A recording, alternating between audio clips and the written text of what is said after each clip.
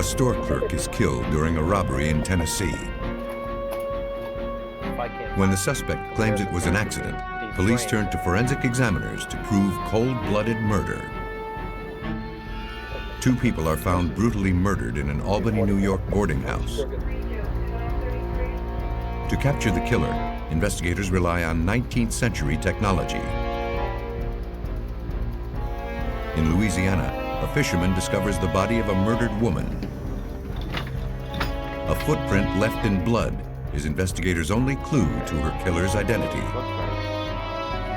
When there are no witnesses to a murder, police must find other ways to solve their case. But unseen no longer means unobserved, and killers are finding themselves caught in the camera's eye.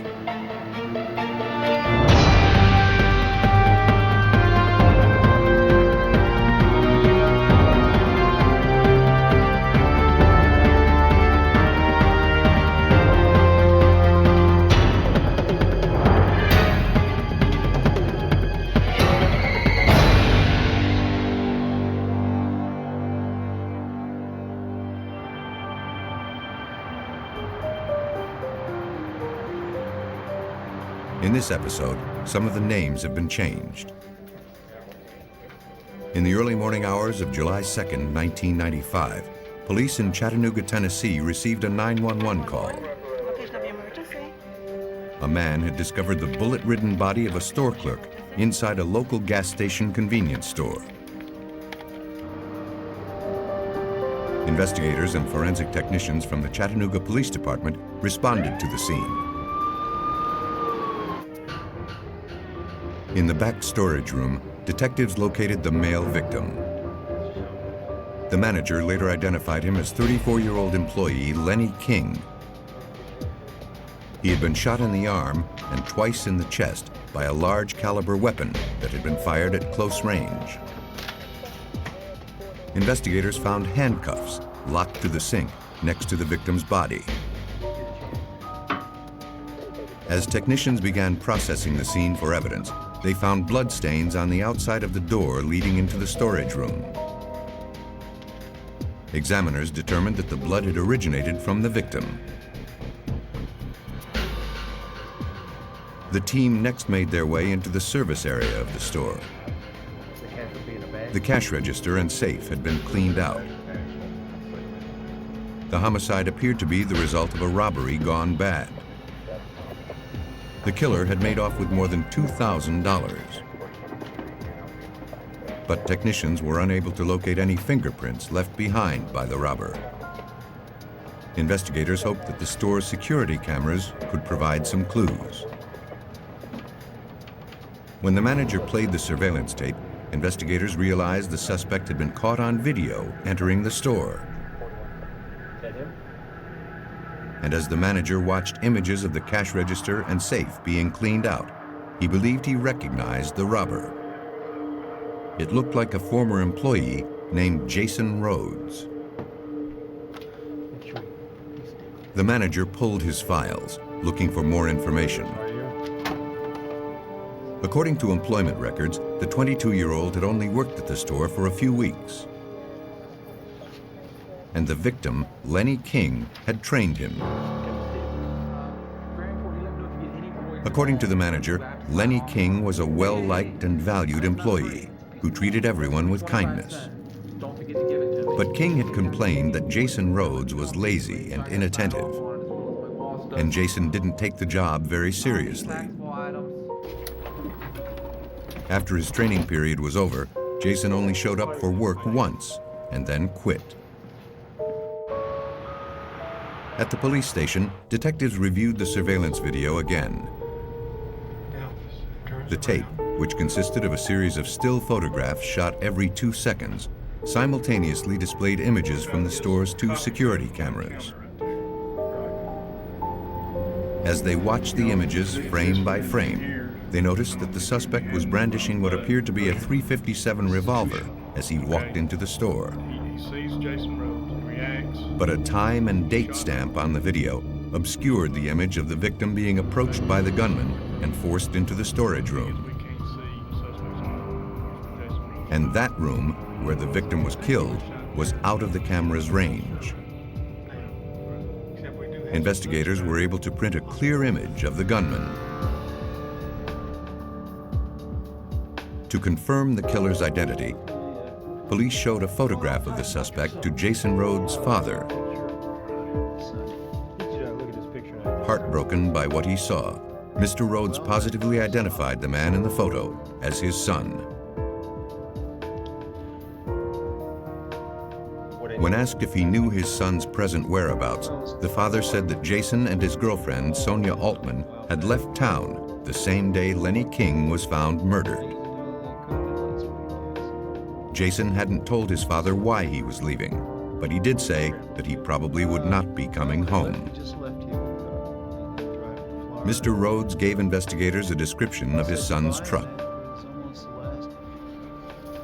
Police had positively identified Lenny King's killer. And based on the senselessness of the murder, Sergeant Rodney Bowman knew they needed to apprehend Jason Rhodes quickly. Well, we're looking for a young man that definitely didn't have any value to life. We really at that time had no idea if he might be drug-induced or what his behavior was. All we knew is that this was a deliberate act. It appeared to be a deliberate act, and we needed to get this man off the street. Detectives theorized that the suspect and his girlfriend would eventually contact their loved ones. They began tracing all the calls made to members of their families. Within hours, the tactic paid off.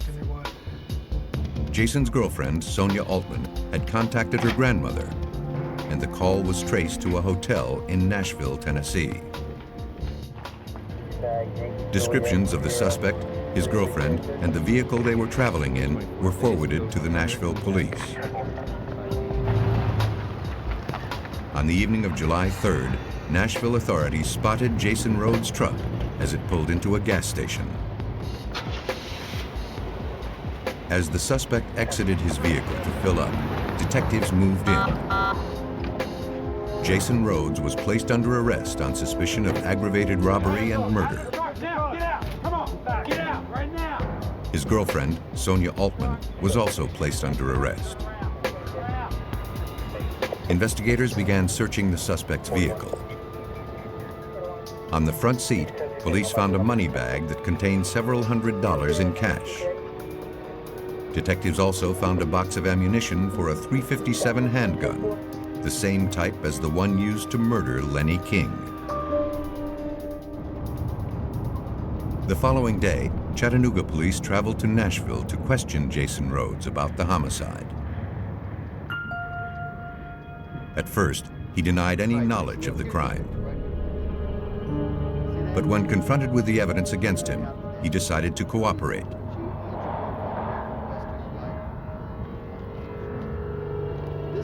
Jason admitted to killing Lenny King. But he said it was a horrible accident. He never intended to harm his former co-worker. According to Jason, he entered the store with the intent to commit robbery. He claimed that he brought the victim into the storage room in order to handcuff him to the sink, so he would be unable to trip any alarm devices. But as he attempted to get the cuffs around Lenny King's wrist, the store clerk fought back, grabbing for the gun. He fell to the ground and he tried to grab the gun. Several shots went off, and Jason realized that Lenny had been hit. I didn't know what was going to happen. Panicked, he grabbed the money and fled the scene. Though Jason Rhodes had confessed to killing Lenny King inside the storage room, investigators didn't believe the story. Blood found on the outside of the doorframe suggested that the victim had been shot well before the two entered the room and struggled. But unless investigators could prove that Jason Rhodes was lying, he would likely stand trial for a lesser manslaughter charge. Detectives were convinced Jason Rhodes was a cold-blooded killer. Now they needed to find proof to ensure that the young man would never be free to kill again. Police in Chattanooga, Tennessee had arrested the man responsible for the murder of 34-year-old store clerk Lenny King, shot to death during the commission of a robbery. After being caught on the store's surveillance video, Jason Rhodes admitted to the killing. But he claimed his gun had accidentally gone off as he and the victim struggled in the storage room. Detectives scrutinized the video frame by frame, looking for proof that Jason Rhodes was lying and that the murder had been premeditated. Then, in one of the frames, they noticed that the victim's knees appeared to buckle, and he grabbed for his arm soon after Jason Rhodes entered the store. Homicide Detective Sergeant Tim Carroll theorized the suspect began shooting as soon as he walked in.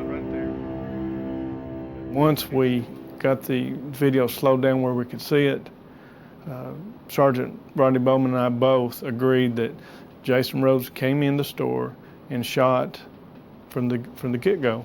It wasn't just going in the back of the storeroom and wrestling around and gun going off.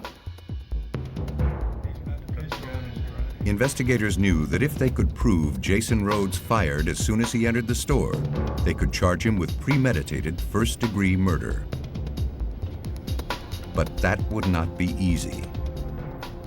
Where Jason Rhodes is positioned in the video, it's underneath all this date and time stamping. We can't see any muzzle flash, we can't see the weapon actually jerk. So our theory is we got to get this video enhanced where we can either eliminate the wording or can we see a muzzle flash. Investigators turned to scientists at the U.S. Department of Energy's Oak Ridge National Laboratory. There, Ken Tobin heads the Image Science and Machine Vision Group. His expertise lies in analyzing video images in order to extract data that is not readily visible. He agreed to work the case. The tape that we received from the Chattanooga Police Department was typical low quality. It had a split screen characteristic, which meant there were two video cameras that were in the actual store where the robbery took place. They were both displayed simultaneously on the camera. But the camera that actually caught the shooting of the store proprietor had him very far away. It was obscured by the time and date stamp, which was posted in the upper left-hand quadrant of the image, and it didn't look very possible to see anything new. To confirm investigators' suspicions that Lenny King was fired upon before entering the back room, Tobin needed a clear image. First, he would have to remove the date and time stamp from the video. To do that, he applied computer software to the images as part of a process referred to as subtraction analysis. The analysis works by comparing each frame of video to the next, and then eliminating images that remain constant and unchanged throughout. So the subtraction process in this case, the goal is to remove everything that's constant in the scene. The shelves, the coffee pot, the time and date stamp, which was superimposed over part of the image, and leave nothing but, for example, in this case, the muzzle flash itself and the recoil of the body, the person holding the gun as it was fired. Through subtraction analysis, Tobin was able to capture a blip in the video that was previously obscured by the time and date stamp. And it appeared to be the muzzle flash from Jason Rhodes' gun. Tobin's analysis had brought investigators one step closer to proving that Jason Rhodes had entered the convenience store with the intent to kill Lenny King.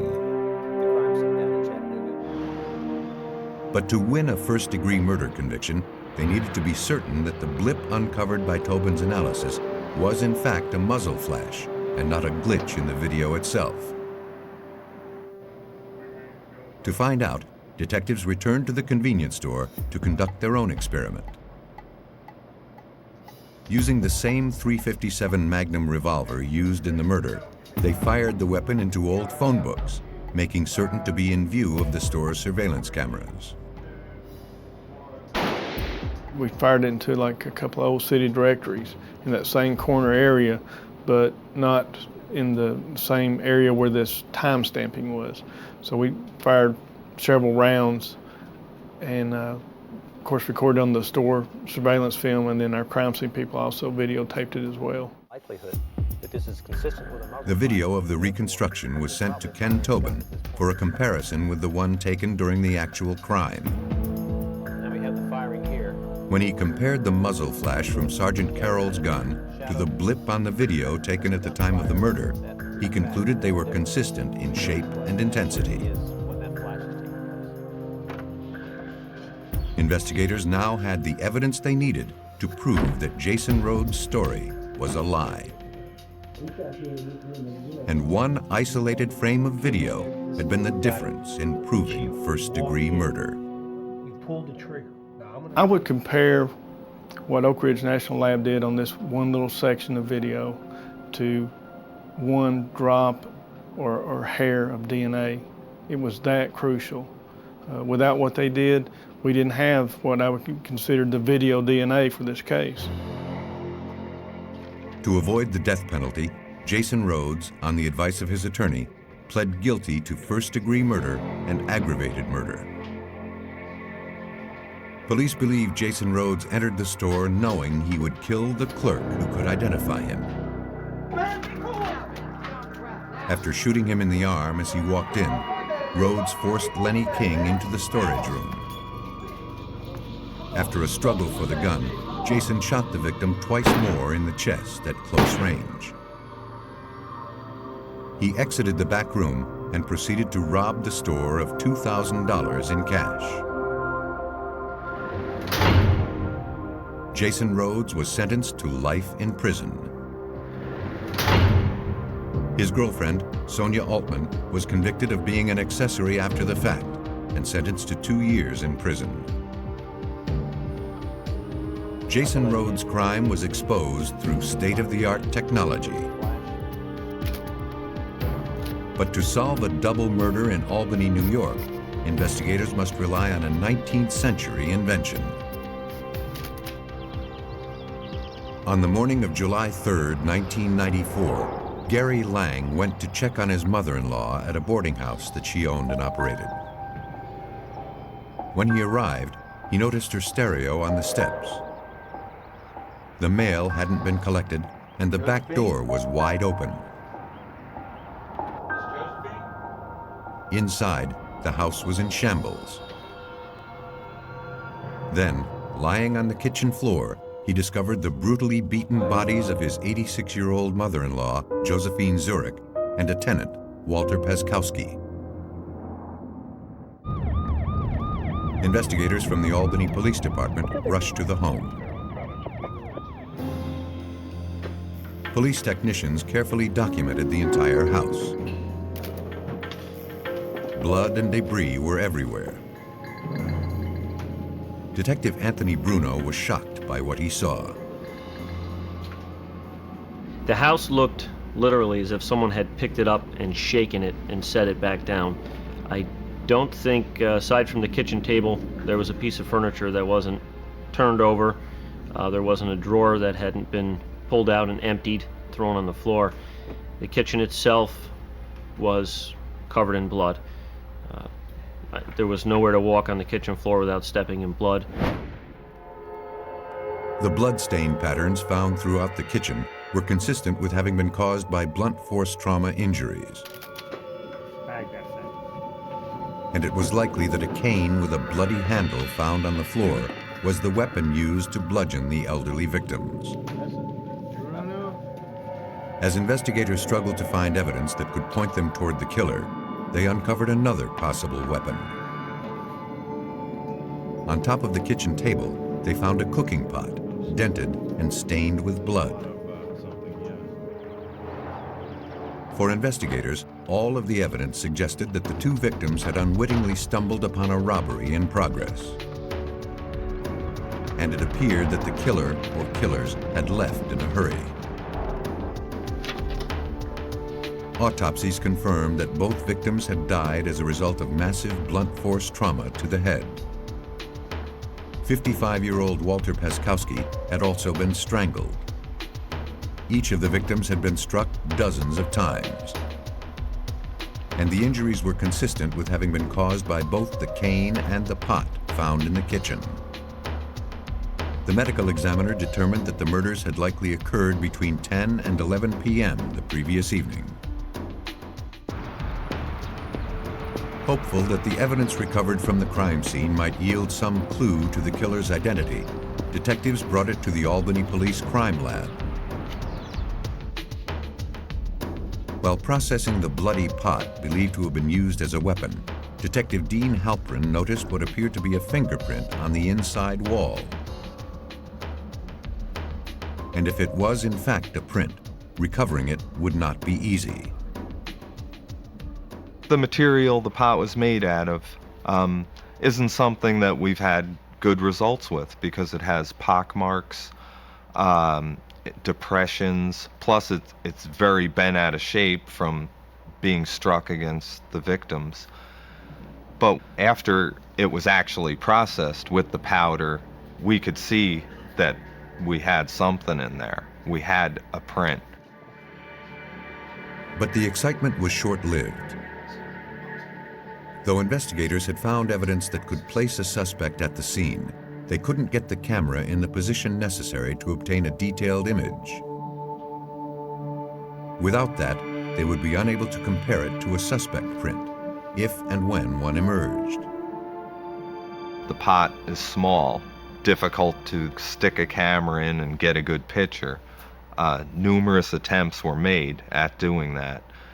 And we had pictures of the print, but they were not of the quality needed to make an identification. Examiners concluded that any attempt to lift the print with adhesive would likely destroy it. And dismantling the murder weapon was not an option. I think they'll be able to. As evidence, the print appeared to be useless. Thanks. Investigators would have to find another way to identify the killer. Police turned to Josephine Zurich's son-in-law, Gary Lang, for help. After listening to him describe his mother-in-law, police couldn't imagine why anyone would have wanted to harm her. Josephine Zurich was an 86-year-old Polish immigrant who had lived in that home, raised her family there since she immigrated to the United States. And she was a law-abiding citizen. Everyone in the neighborhood knew her. She was known for baking pies for people in the neighborhood. The son-in-law added that Walter Paskowski, a tenant in the house, had also become close to Josephine and the family. Gary said that he and his wife stopped by the boarding house regularly, bringing groceries and offering to help out as often as they could. He recalled that Josephine had recently had problems with one of the younger tenants who rented the basement apartment. I don't know. In fact, she had started legal eviction proceedings against him when he suddenly moved out of the building. The son-in-law provided investigators with the former tenant's name. A records check revealed that the man currently worked as a cook at a hotel restaurant in the Albany Capital District. Believing they had identified a suspect in the killings, investigators quickly contacted the former tenant and arranged to speak with him. At first, he appeared apprehensive and seemed reluctant to answer any questions. But when police informed him about the murders, he decided to cooperate. He admitted that he moved out after having run-ins with Josephine and Walter. But he insisted he would never harm either of them. On the night of the murders, he claimed he had been working late at the restaurant. Homicide detective Bernard Santandrea began digging deeper into the former tenant's background. But nothing he learned indicated that the young man could be involved in such a brutal double homicide. This was an horrific act of violence. We just didn't feel this man had this in his nature to do it.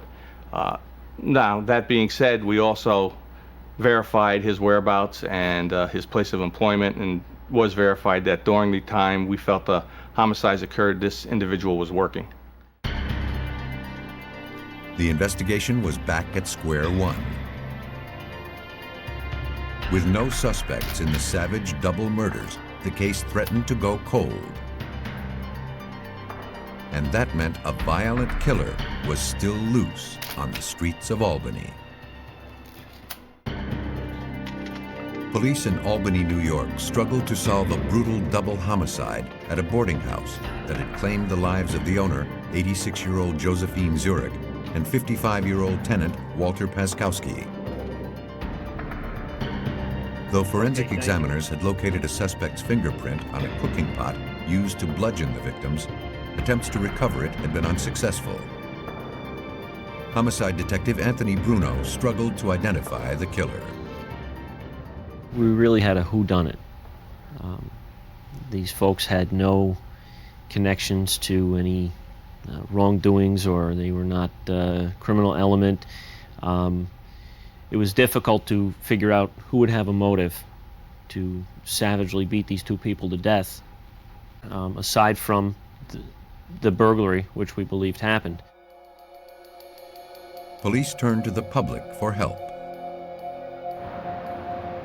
2 days after the murders, a woman contacted detectives. After reading the details of the crime in the local paper, she believed that her ex-boyfriend might be involved in the homicides. Around midnight on the evening of the murders, the woman's ex-boyfriend, Johnny Blanchard, had stopped by her apartment unannounced. He seemed agitated and was sweating and out of breath. The girlfriend noticed blood on his clothes. Johnny explained he had been injured in a fight. But as he changed out of the bloody clothes, there were no injuries visible on his body. He refused to answer any more of her questions and left. She hadn't heard from him since. Johnny Blanchard was well known to Homicide Detective Sergeant Bernard Santandrea. He had an extensive criminal record, which included drug charges and violent assaults. Johnny Blanchard was familiar to me and other investigators in the office. We've known him over the years, knew that he had a propensity for violence, that he would be the type of personality that could commit such a crime. Blanchard's records revealed that he had grown up in a house close to where the murders occurred. And he was rumored to be currently squatting in an abandoned home located next door to the victim's residence. Police believed they had finally identified a suspect in the murders. Now they needed to find Johnny Blanchard. His photograph was distributed to all area patrol officers. The following evening, Albany police spotted Johnny Blanchard hanging out near a downtown alley. He was placed under arrest and brought in to speak with homicide detectives. Under questioning, Blanchard was arrogant and uncooperative. He denied knowing the victims and insisted he had no information about the murders. After requesting that a lawyer be present, he asked to make a phone call. After a few hours of questioning, Johnny finally asked if he could call his former girlfriend on the telephone, and he wanted to speak to her before he spoke any further to us. Blanchard wanted to find out what his ex-girlfriend had told police. But while he was on the phone, he was overheard admitting that he had stolen a television and some jewelry from the boarding house. When police confronted the suspect with the information, his attorney showed up. And he refused to allow his client to answer any more questions. Though police had overheard a partial confession, they knew it would never be allowed in as evidence in a murder trial. Still, it gave them an opportunity. The owner of the vacant house where Blanchard had been squatting allowed investigators to search the property. There, they recovered a television set and some jewelry that was later identified as belonging to victim Josephine Zurich. Though convinced of Johnny Blanchard's guilt, investigators knew their case was still only circumstantial.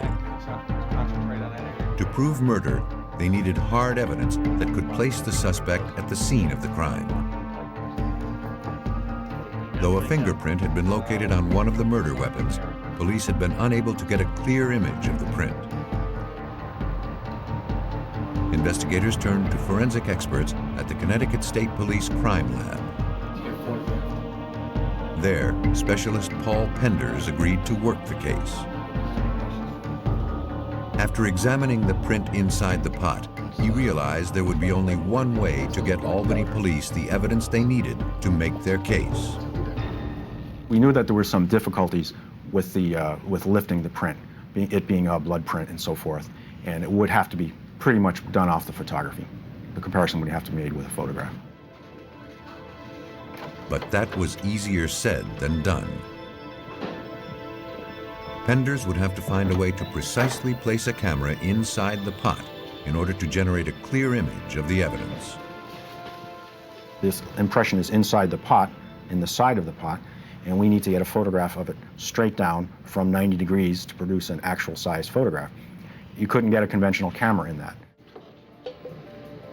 Then, Penders had an idea. Though modern cameras could not be manipulated into the position needed, older cameras could. He decided to use a 19th century bellows camera, which was constructed using what is called a slide rail system. The slide rail allows the lens to be moved or slid into place, detached from the body of the camera. The system allows for greater access to images that are in hard-to-reach locations. Penders was able to slide his lens directly over the latent fingerprint. The film is another key component of the process. Each frame of film is 4 inches by 5 inches, much larger than the standard 35mm width. The major advantage of the 4x5 camera is you photograph the object already its exact size. So it's already life size. There's no question about enlarging it or reducing it.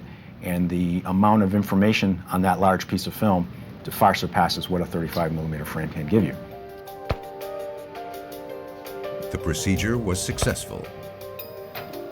Using his bellows camera with the slide rail system, Paul Penders was able to get a high-contrast photograph of the fingerprint inside the pot. Now, examiners looked to the evidence to prove that Johnny Blanchard had carried out the murders. When the print photographed from inside the pot was compared with known fingerprints taken from Blanchard, examiners concluded they were identical. Is that our man there? Johnny Blanchard was subsequently charged with 2 counts of murder. Based on the evidence, investigators believe that Johnny Blanchard broke into the boarding house intent on robbing the place. But when 86-year-old Josephine Zurich and 55-year-old Walter Paskowski interrupted the burglary, Blanchard reacted by savagely beating them to death. Johnny Blanchard was found guilty of 2 counts of murder, depraved indifference, and burglary. He was sentenced to 60 years to life. Suspects with no obvious connections to their victims are difficult to identify. But oftentimes, murders are carried out by those closest to the victim. Just across the Mississippi state line, the Pearl River in southeastern Louisiana is known to sport fishermen as a haven for largemouth bass. On May 21, 1996, a man headed toward the river in search of a perfect fishing spot.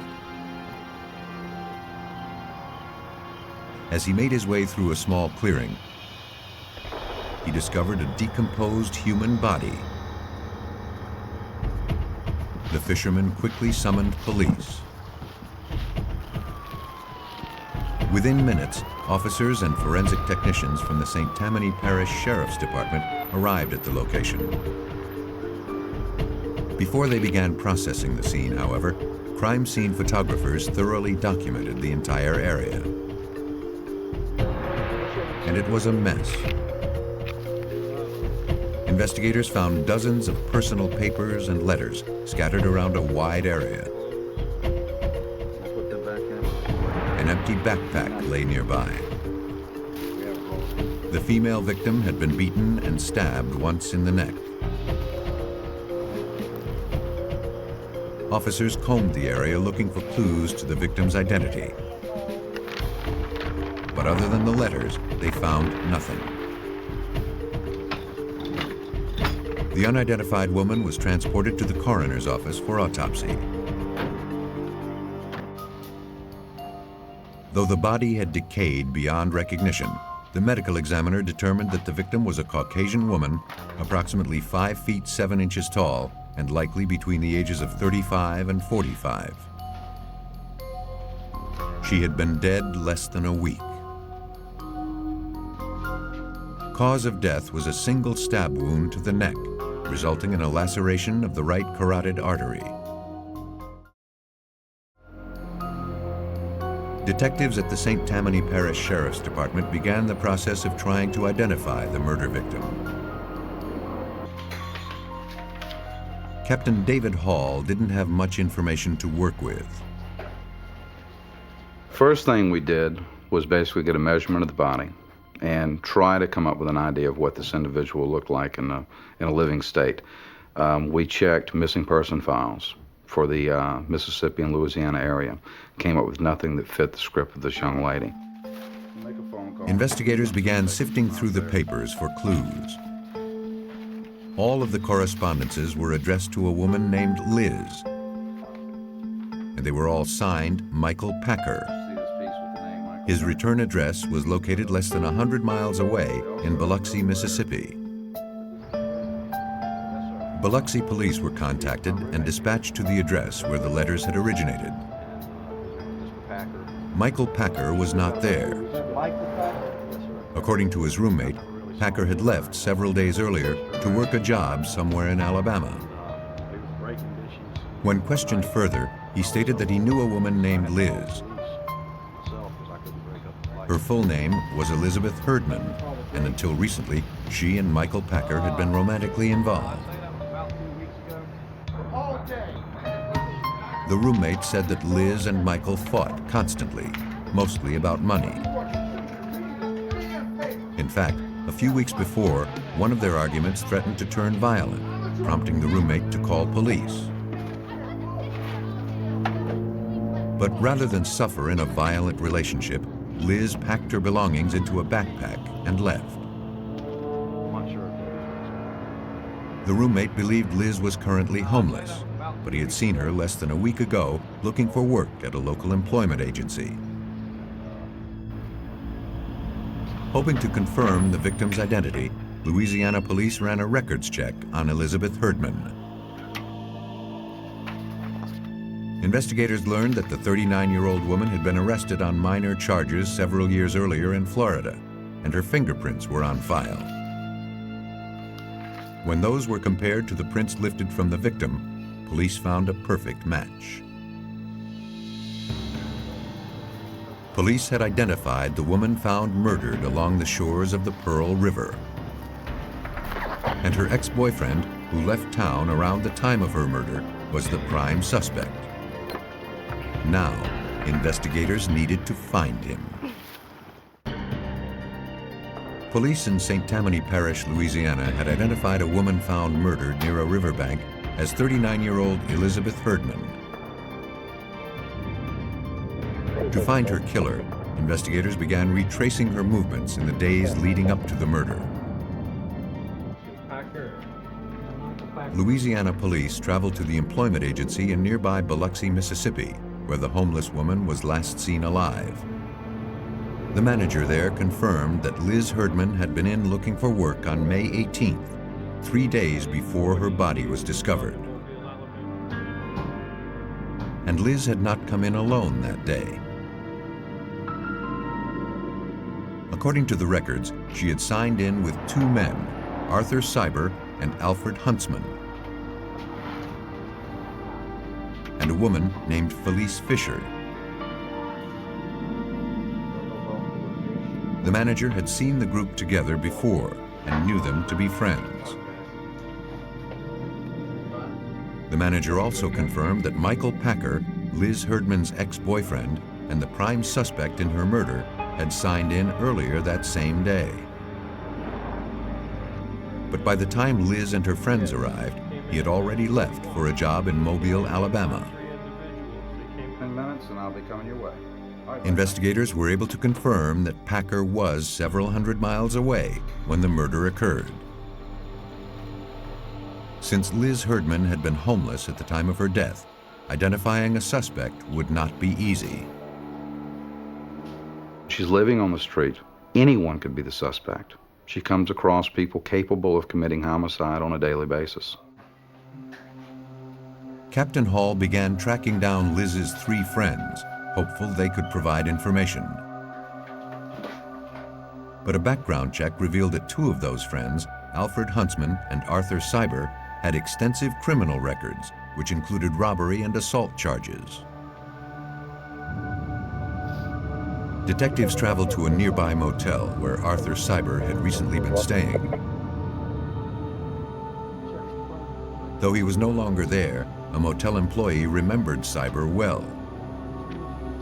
He had been staying in a room with two women and another man.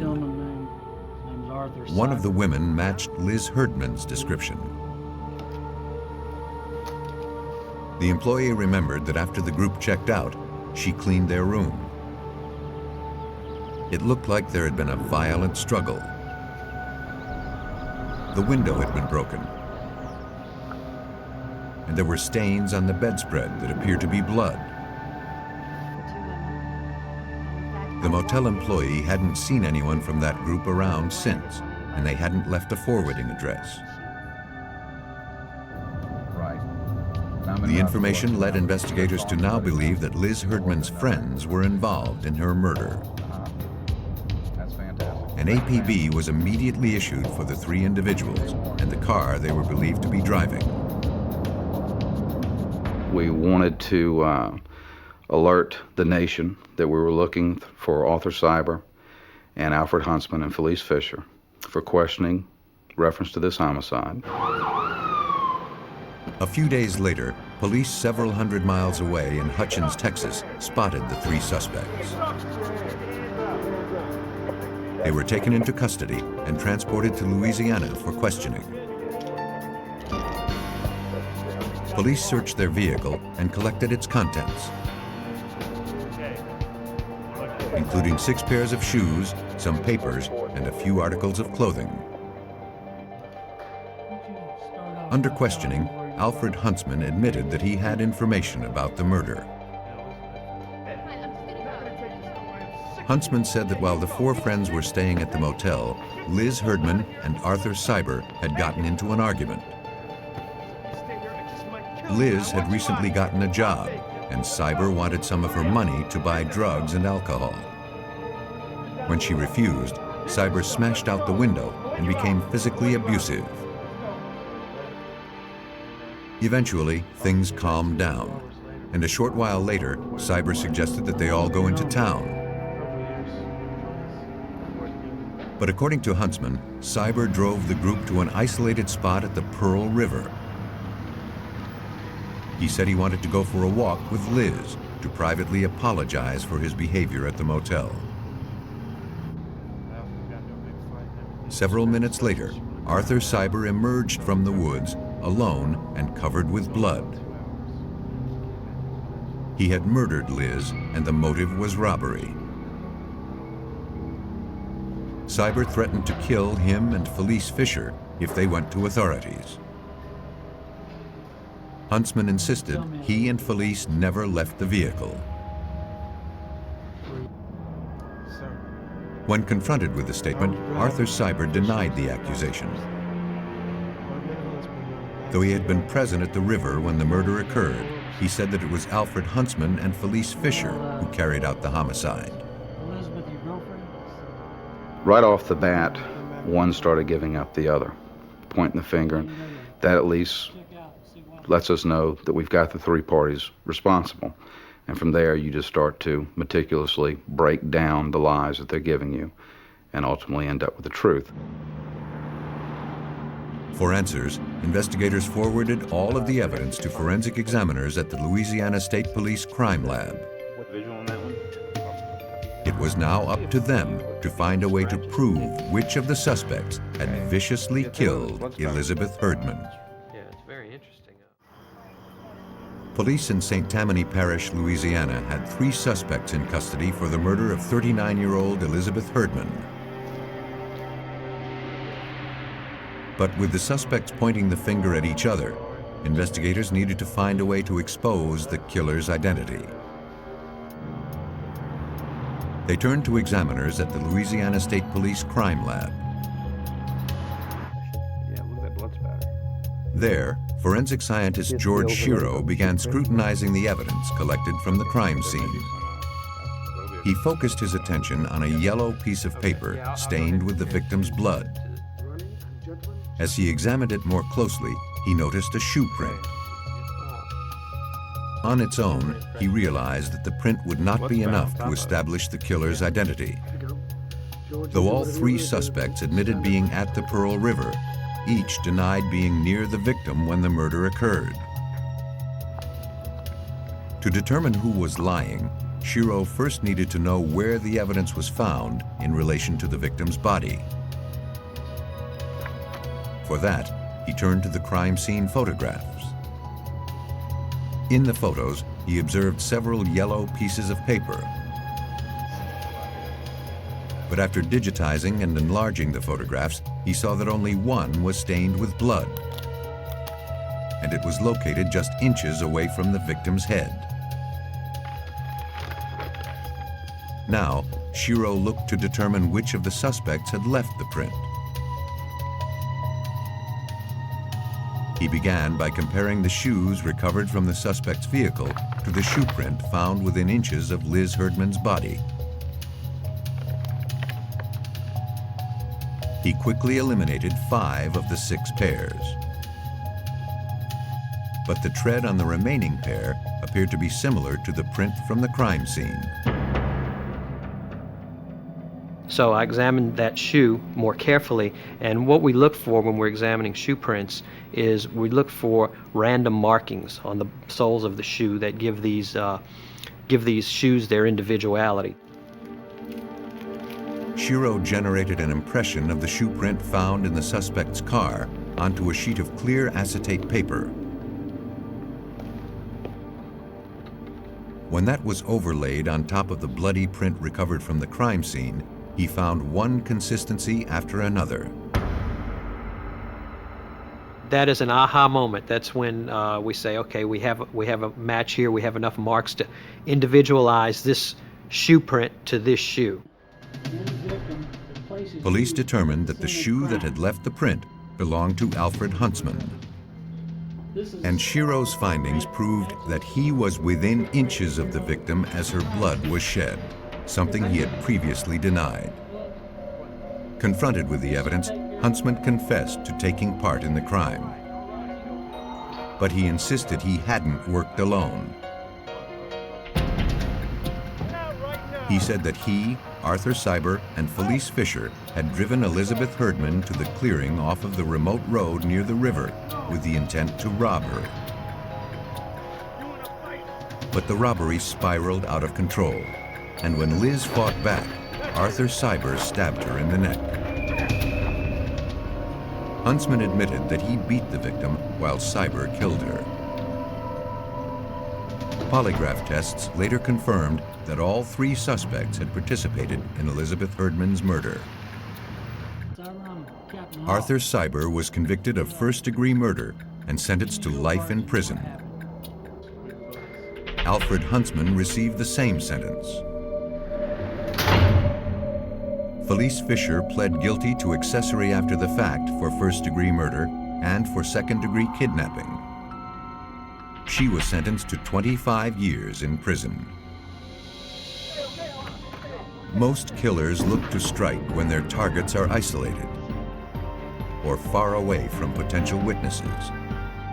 When investigators struggle to identify a suspect, they turn to forensic examiners who can expose a killer's guilt caught in the camera's eye.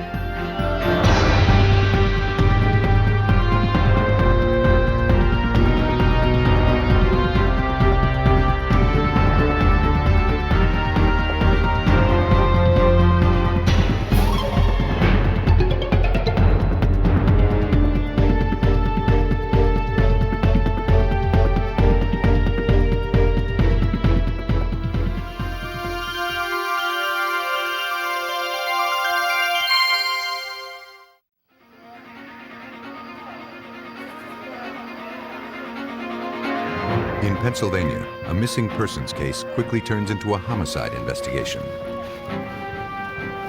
Only a piece of rope can link a suspect to the murder. Detectives in Washington State discover a family brutally murdered. To expose the killer, forensic examiners look to the victim's own blood. A 13-year-old boy in Phoenix, Arizona vanishes without a trace. With no body and little physical evidence, investigators struggle to make their case.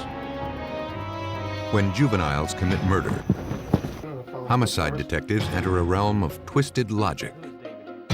They turn to forensic examiners to follow the evidence, not the excuses, when promising lives become wasted youth.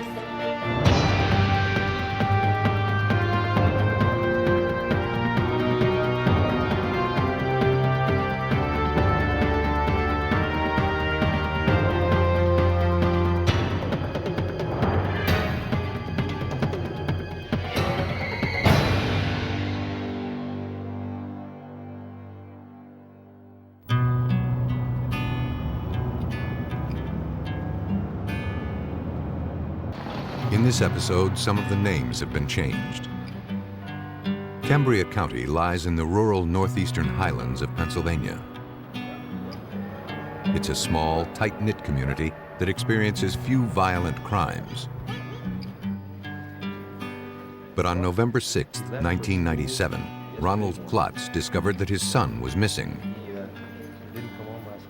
He told police that his 15-year-old son, Micah Pollock, never returned home from school that day. He said he and his son were very close, and it was unlike Micah to take off and not check in.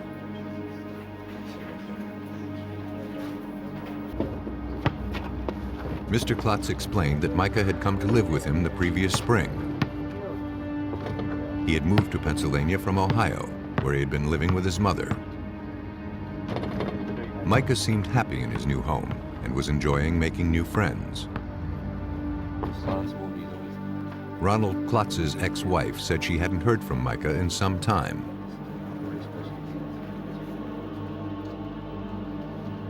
Though teenage boys often run away from home, Detective Greg Batcher of the Pennsylvania State Police soon learned it was unlikely that this was the case with Micah.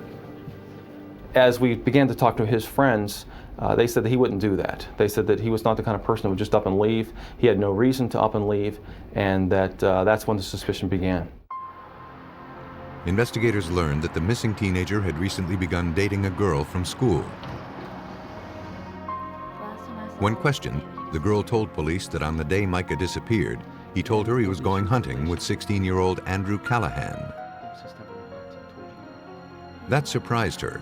Andrew Callahan was her ex-boyfriend, and he seemed to resent Micah. She explained that when she and Andrew broke up, she began seeing Micah. But Andrew was possessive and had even threatened Micah on a few occasions. Andrew couldn't seem to let go. He was very jealous, very demanding of her, and it just, according to her, that he was just, watching her all the time. He did not want her to be with someone else. The day before he She wasn't sure if Micah had actually gone on the hunting trip with Andrew that day. Several days passed with no word from the teenager. Police, friends, and neighbors organized a search of the area surrounding Micah's home. But their efforts turned up no clues to the missing boy's whereabouts.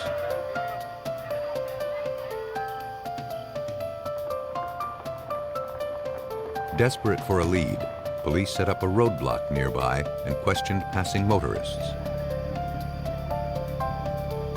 Though it seemed like a long shot, the effort paid off.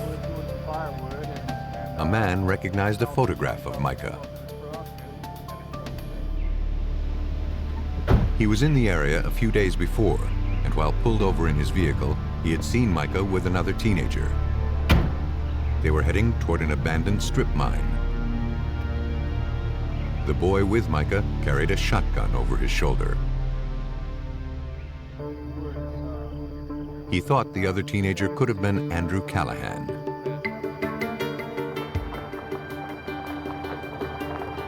The next day, police and forensic technicians followed up on the lead.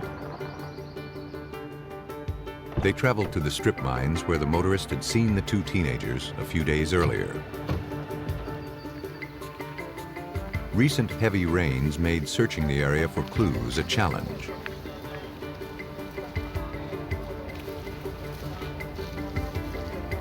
But soon after the search began, investigators found something that seemed out of place. It was a trash can in relatively good condition. Technicians found several red droplets on the can.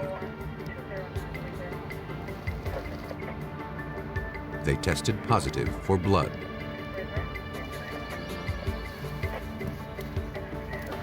Investigators preserved the murky rainwater from inside the can for further testing.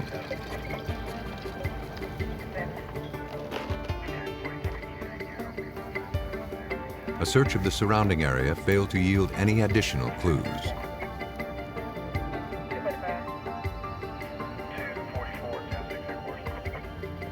All of the evidence was forwarded to forensic examiners.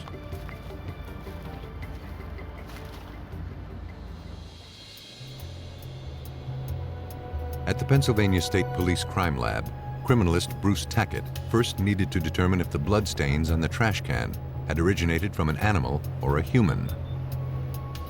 Using a chemical that reacts to proteins in human blood by turning pink, Tackett concluded the blood was human.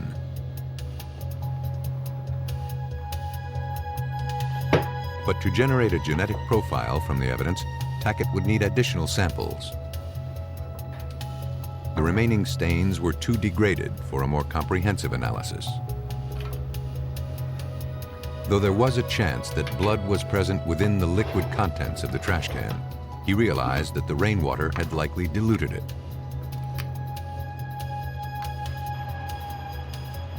The only way to extract remaining blood proteins would be to first remove the water from the sample. Tackett poured the liquid into a pan and then placed it in an evaporation chamber. In this dry environment, with an air current passing over the sample, the liquid was slowly removed and the solids became more concentrated. After most of the water had evaporated, Tackett tested the sample to see if there was any blood protein in the residue.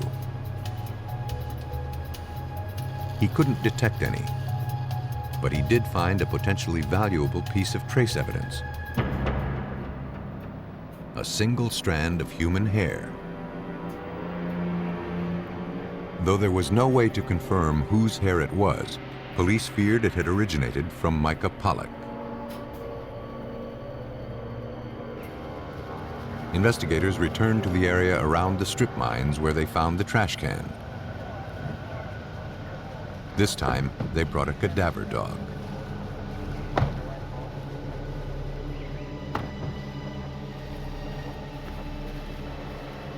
The dog signaled to a nearby beaver pond. There, in a shallow area of the pond, searchers found the decomposed body of a young man.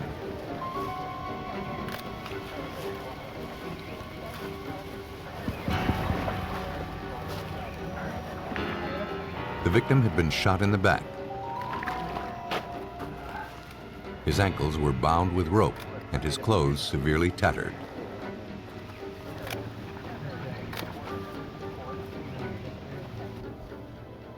Through dental records, the medical examiner confirmed that the week-long search for Micah Pollock had finally come to a tragic end. Micah had been killed by a 12-gauge shotgun fired at close range. And based on the bruises and abrasions to the body, the examiner concluded that the teenager had been killed elsewhere, then dragged to the place where his body was found. Now, investigators turned their focus to finding the boy's killer. 16-year-old Andrew Callahan, the last person seen with Micah Pollock, was their prime suspect. With his father present, the teenager refused to answer any questions without an attorney. Andrew, I have no choice but to arrest you. Though the case against him was largely circumstantial, investigators placed Callahan under arrest for suspicion of murder. Anything you say can and will be used against you in a court of law. Detectives secured warrants to search the Callahan family's home and vehicles. Almost immediately, they found a clue. And as we were going up the driveway, you could see something hanging from the back of the vehicle near the bumper. As we got closer, it was obvious that it was a piece of rope hanging from the vehicle. It appeared to be the same type of rope found tied around Micah's ankles.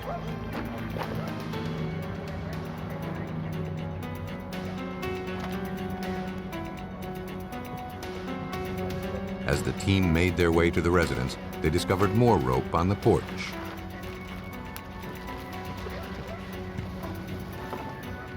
From inside the house, they retrieved 4 shotguns and a bag of hunting clothes that belonged to Andrew. All of the items were sent to the crime lab for testing. Ballistics testing on shotgun pellets is nearly impossible.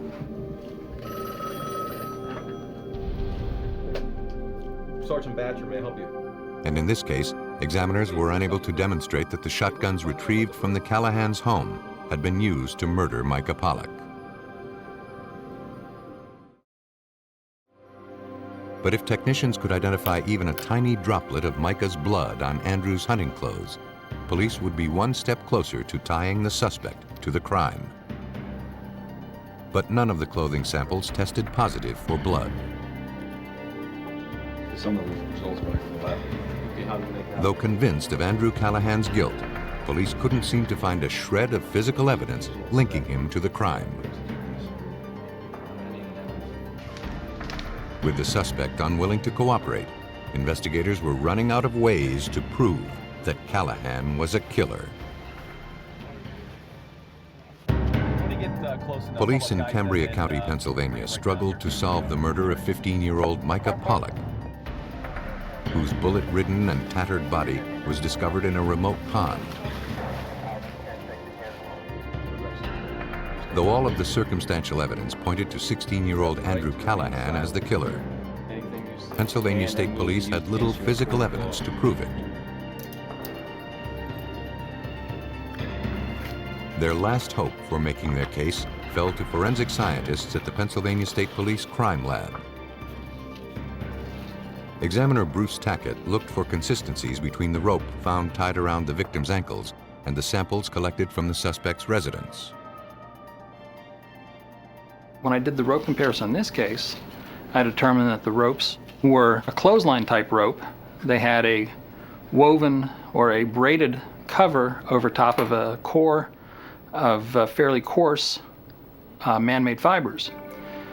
I examined all 3 of those pieces of rope that I had, determined that the construction on all of those was exactly the same. For proof that all of the samples had originated from the same source, Tackett needed to examine the construction of the rope's core. Under a high-powered microscope, he found that the fibers that made up the core were all indistinguishable from one another. I was able to determine that those ropes were identical in construction and that the fibers used in the construction of those ropes were the same. So essentially, those 3 pieces of rope were identical. The rope used to bind Micah Pollock's feet had come from the same source as the rope tied to Andrew Callahan's car. We have all this evidence against you. When confronted with the evidence, Andrew Callahan decided to talk. He admitted that he had shot Micah while the two were hunting.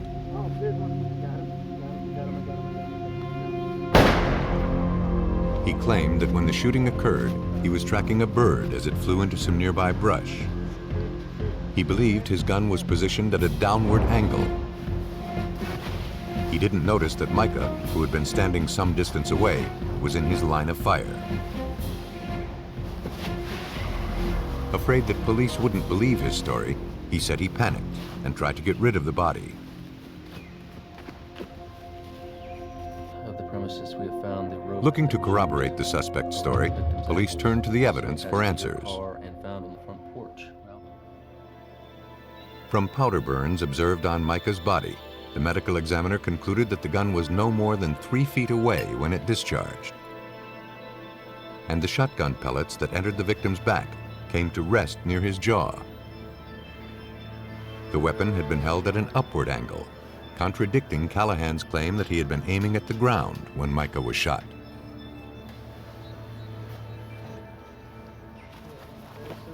Police believe that Callahan went hunting that day with only one target in mind. I got another one over there up on the hill there last year, and there's this the teenager down this who was way. now dating his ex-girlfriend.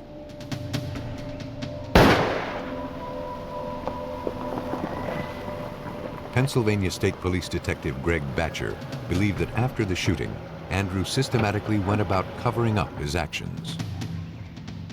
He purchased the garbage can at the store and then returned to the scene. At some point in time, he also gathered a piece of clothesline from his residence. He took these items to the scene, back to where the body was lying.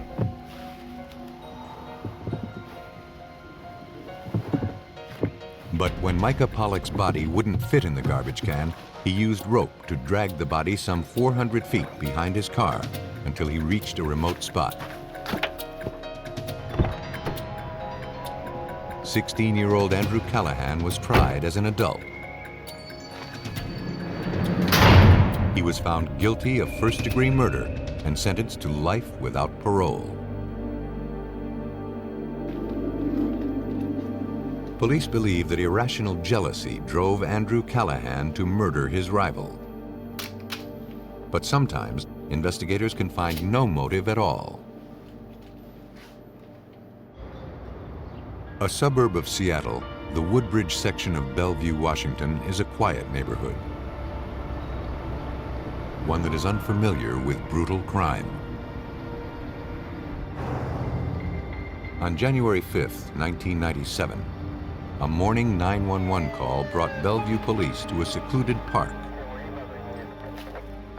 A passerby had discovered the lifeless body of a young woman.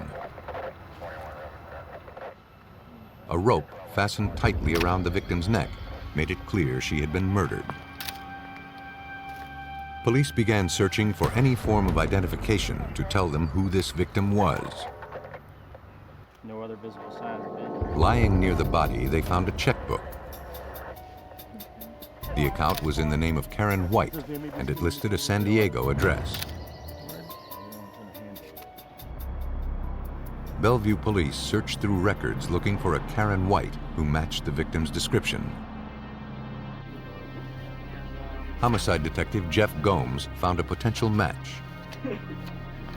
A 20-year-old woman with that name and physical description listed a previous address just a few blocks from the park where the body was found. After confirming it was the same Karen White that had been found murdered, Detective Gomes had the grim task of making the notification. As a detective, one of the most difficult tasks you have is notifying next of kin of a death in their family. I don't enjoy it. it's very difficult to do. Several hours after the body was recovered, detectives went to the White home. Though several cars were parked in the driveway, the house was dark. No one appeared to be home.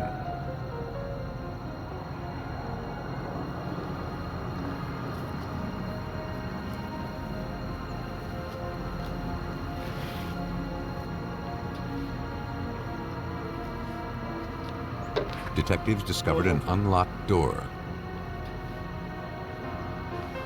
Fearing that someone could be in danger, one of the officers entered the property.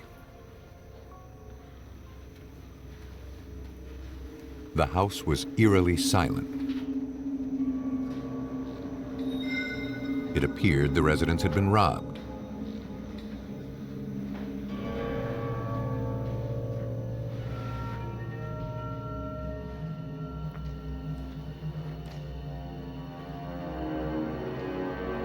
After finding no one downstairs, the detective proceeded to the upper floors.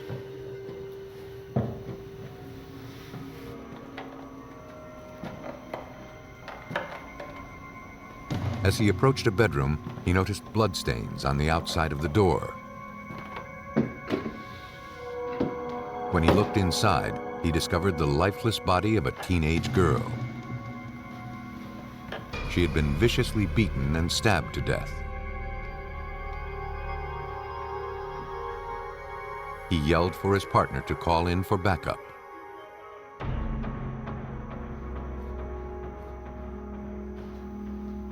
Next, he followed a trail of blood that led down the hall into another room. There, he found another grisly scene. A middle-aged couple lay dead. Their skulls had been crushed, and they had been stabbed repeatedly.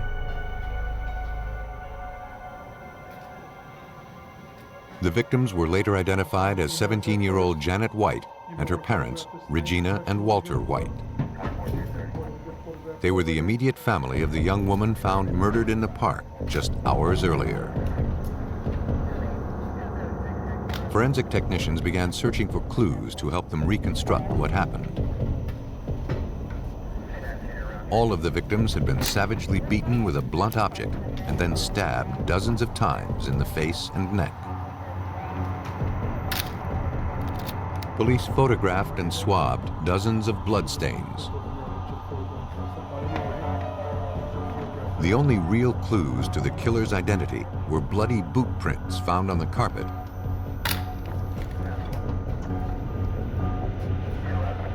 and one on the back of Walter White's shirt. Though the triple murder at the White residence appeared to be the result of a robbery gone bad, that didn't explain the murder of Karen White just a few blocks away. Well, just the area around the water tower, the picnic area and stuff, there looked like there's some activity of people being up there, but we don't know if it's related to the crime or not. There's not a whole bunch of stuff. In a community that witnessed few homicides, police were convinced that finding an entire family murdered in one day was more than a coincidence. The main question was, are these scenes connected? Was that the same suspect acting in both scenes? Was it a one-time incident where a person killed this family, or was it a serial killer? Despite the lingering questions, police were faced with the reality that at least one brutal killer was on the loose in the city of Bellevue.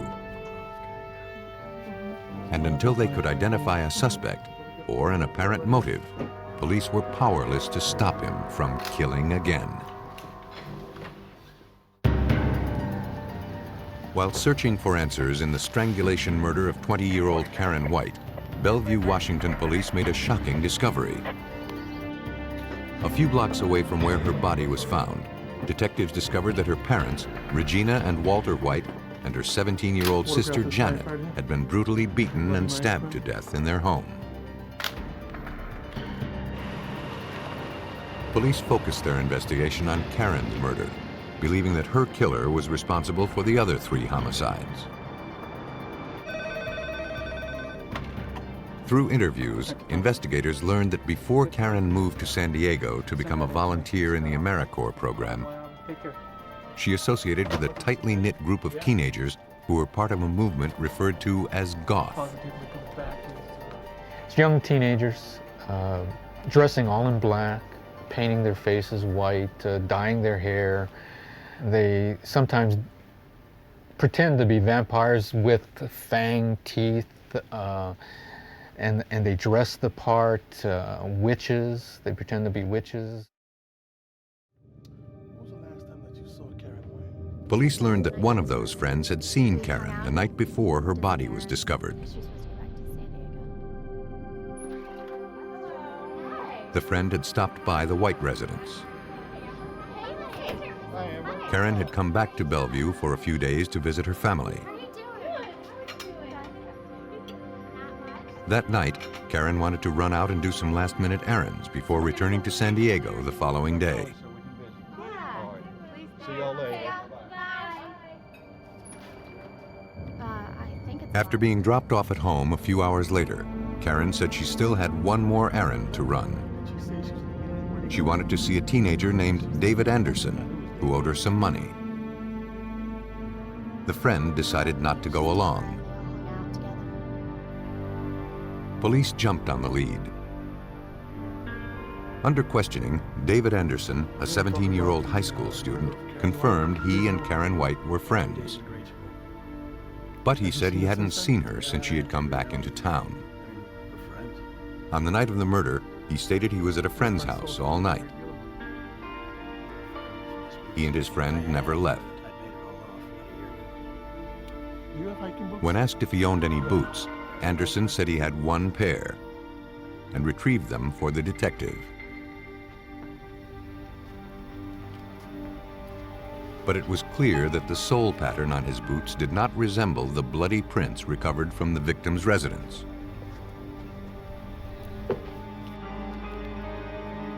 Frustrated, investigators continued interviewing Karen White's friends.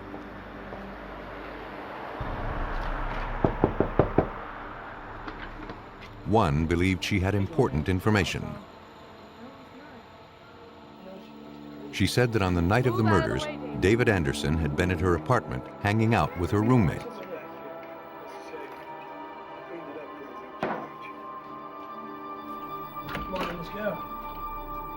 Around 10 p.m., Anderson and her roommate, 17-year-old Alex Burani, decided to go out. She recalled that Alex had something stuffed inside the sleeve of his overcoat. She thought it was a bat or a club. The woman fell asleep a short while later and was unsure what time the two returned to the apartment. Having caught David Anderson in a lie, police turned to his friend Alex Burani for additional information. Alex was cooperative and even friendly with police. He insisted he and David had been home all night.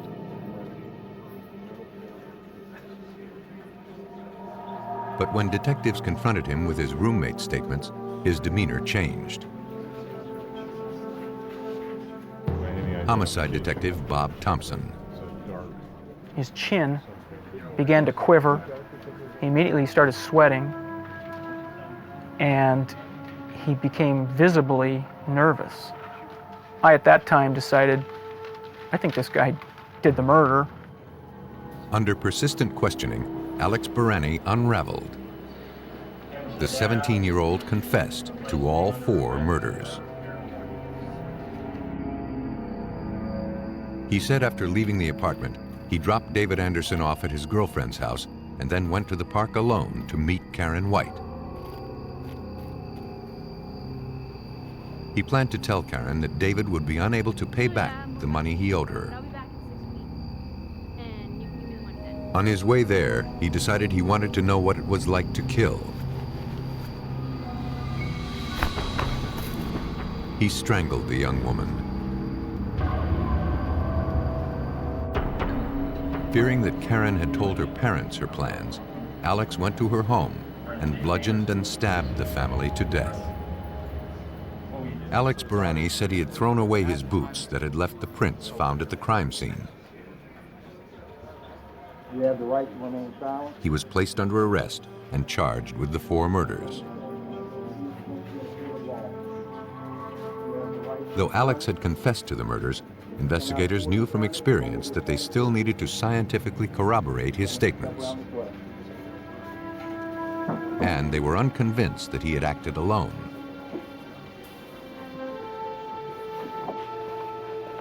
All of the crime scene photographs from the Whites' residence were sent to renowned blood spatter expert Ross Gardner in Georgia.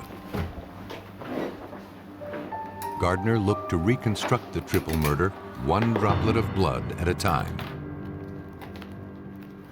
Most of your forensic evidence tells you who was involved in a crime, but what happened at the crime and how it happened is sometimes very significant.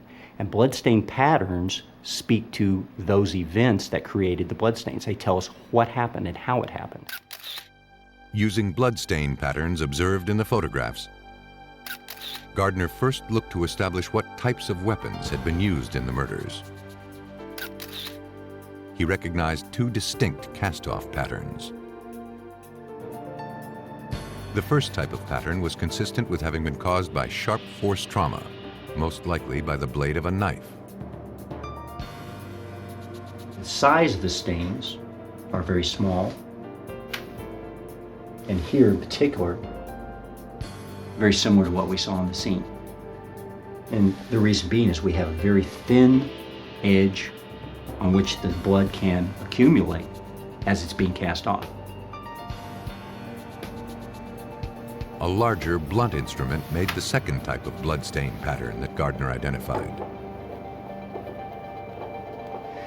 If we were to observe a cast-off that is the result of a club or a bloody hand being swung, something like that, we're going to see a significantly different kind of cast-off. We're going to see larger stains, greater volume, and they're going to develop over a little bit wider area. Next, Gardner set out to understand the sequence of events inside the master bedroom. His first clue came from the tiny bloodstains found on the back of Walter White's t-shirt. Those stains had originated from his wife, Regina. That suggested that she had been the first victim, attacked in the couple's bed while her husband lay sleeping beside her. The father had his back to his wife as she was being attacked in the very early stages of the blunt force attack, because it was very tiny spatter that impacted on the back of his t-shirt. To understand what happened next, Gardner entered the coordinates of all of the bloodstains found in the room into a computer database. Then, specially designed forensic software was applied to the data. The location and pattern of the father's blood found next to the bed suggested he was attacked with a knife as he tried to get up. A trail of his blood led from that spot to the foot of the bed, where his body finally came to rest. There, more of the father's blood was found spattered on the walls, indicating he came under attack a second time. Those cast-off patterns had been caused by both a knife and a blunt object. When we took the combination of all the stains that were found in this corner, it really demanded, there was really no other explanation but that this spatter event was occurring and the sharp force was occurring from the other side. The stains indicated that the attacker stood in front of the victim's head when beating him with a blunt object, which caused his blood to eject into the scene in a radiating pattern. But Gardner found no blood spatter on the surface of one section of wall. The only explanation for the finding was that there was a second attacker standing in front of that wall.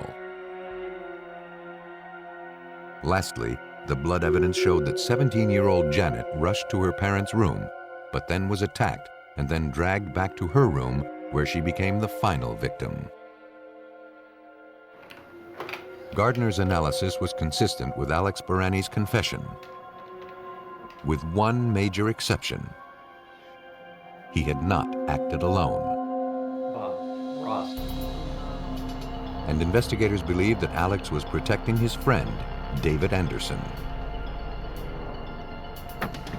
Police obtained a warrant to search the vehicle David Anderson had driven on the night of the murders.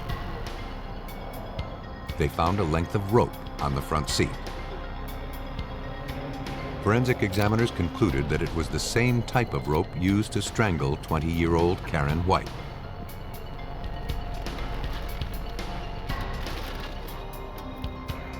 David Anderson was also charged with 4 counts of murder.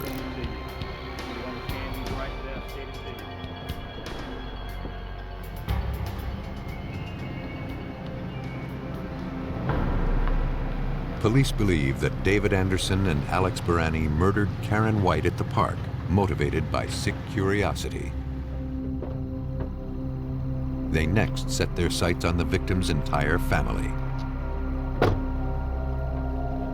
Based on their complete disregard for human life, Alex Burani and David Anderson were tried as adults.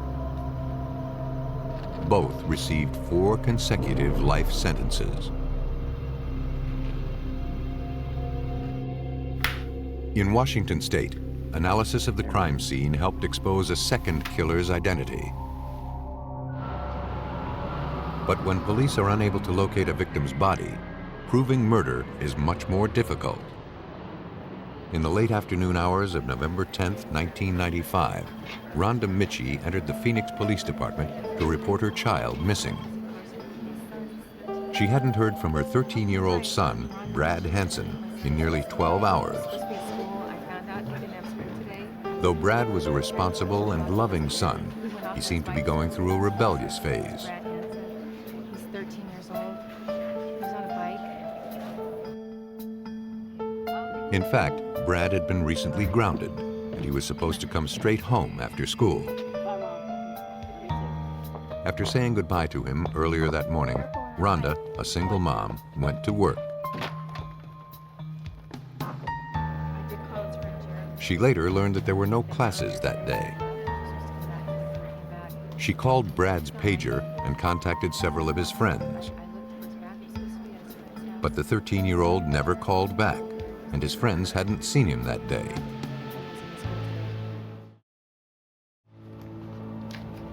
Detective Sally Dillion agreed to look into the case. She was optimistic that there would be a quick resolution. We thought he'd ran away from home, that he was staying with a friend, and, you know, that in a day or 2, 3, that he would return home. But after several days went by without a word, authorities several hundred miles away in California were dispatched to the home of Brad Hansen's father.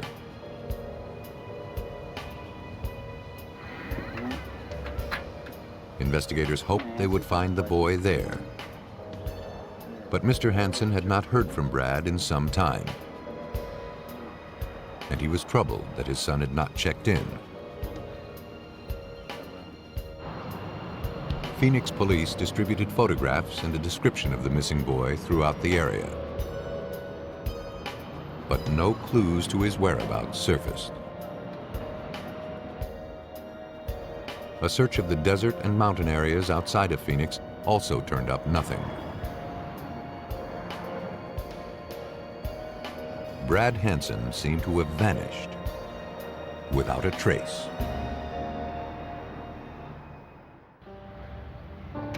Police in Phoenix, Arizona continued searching for 13-year-old Brad Hansen, who had been reported missing by his mother.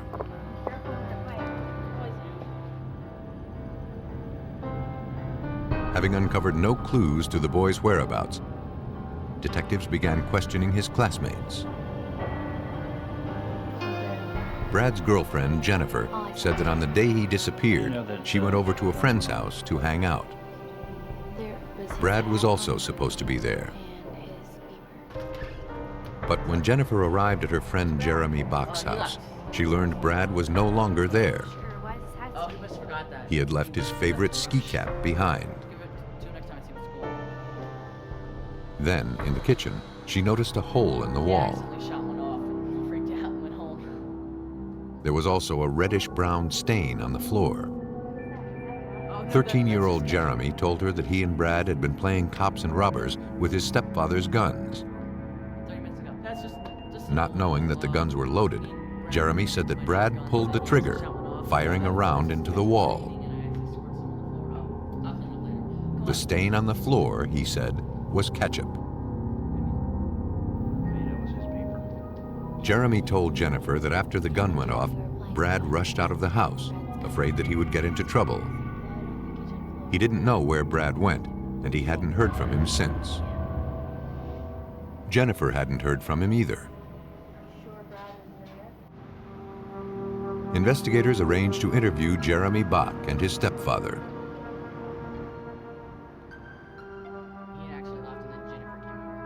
Jeremy told the same story he had relayed to his friend, Jennifer. But when pressed on specific details, Detective Sally Dillian sensed that he wasn't telling the entire truth.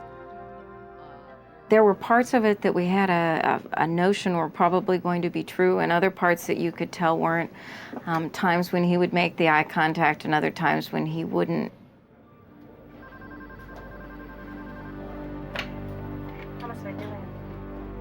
As investigators struggled to figure out what Jeremy was hiding, word came in that another classmate wanted to speak with police. In the principal's office at the nearby junior high school, police questioned one of the missing boy's friends. He believed that Jeremy Bach had done something to Brad Hansen. It was well known around school that Brad and Jennifer were boyfriend and girlfriend.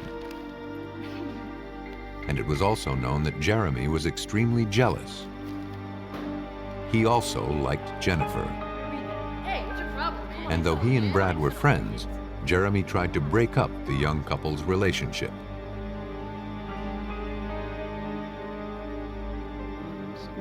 According to the classmate, Jeremy had been bragging that he was going to hurt Brad. Investigators feared Jeremy Bach had made good on his threat. But to prove that a crime had been committed, they needed to locate the victim's body. Kevin's going to meet us down there. To do that, they struggled to put themselves inside the mind of a 13-year-old killer. One who didn't have access to a car. We really had nothing, so we tried to figure out what we could do, and the only thing that we came up with is we put him in the trash. Detectives formulated a plan.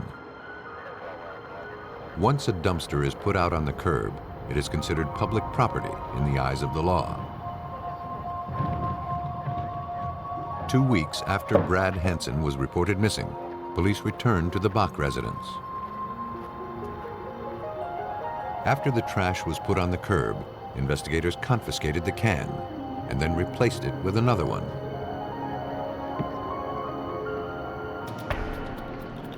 Once the trash can was secured in an evidence property room, Detective Dillian contacted forensic examiners at the Phoenix Police Department's crime lab.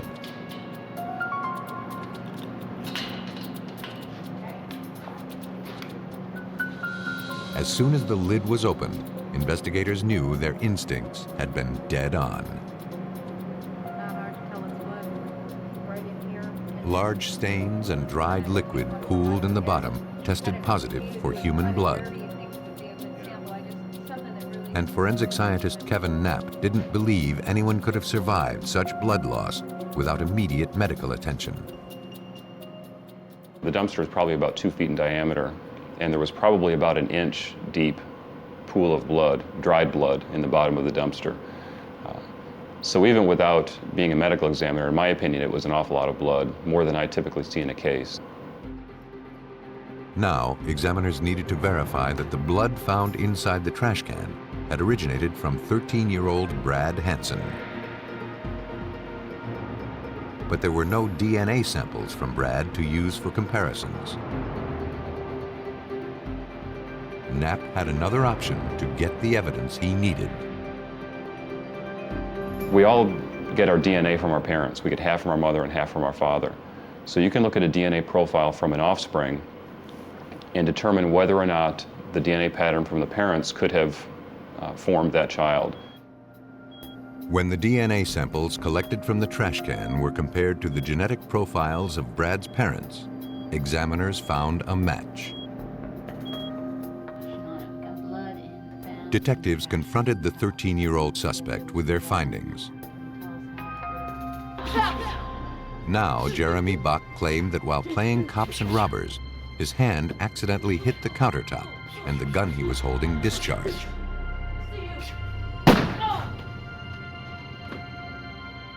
Sending Brad Hansen flying backwards into the wall. He didn't realize that his finger was on the trigger. Panicked, he cleaned up the blood and disposed of the body.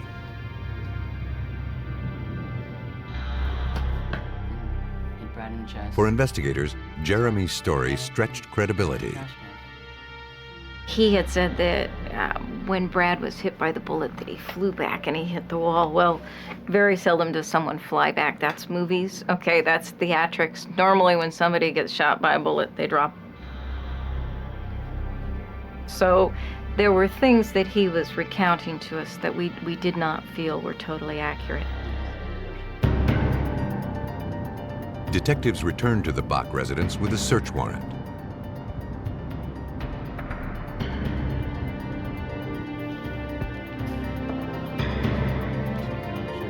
They collected the 2 handguns that Jeremy's stepfather kept in the house, including the .357 Magnum revolver used in the shooting.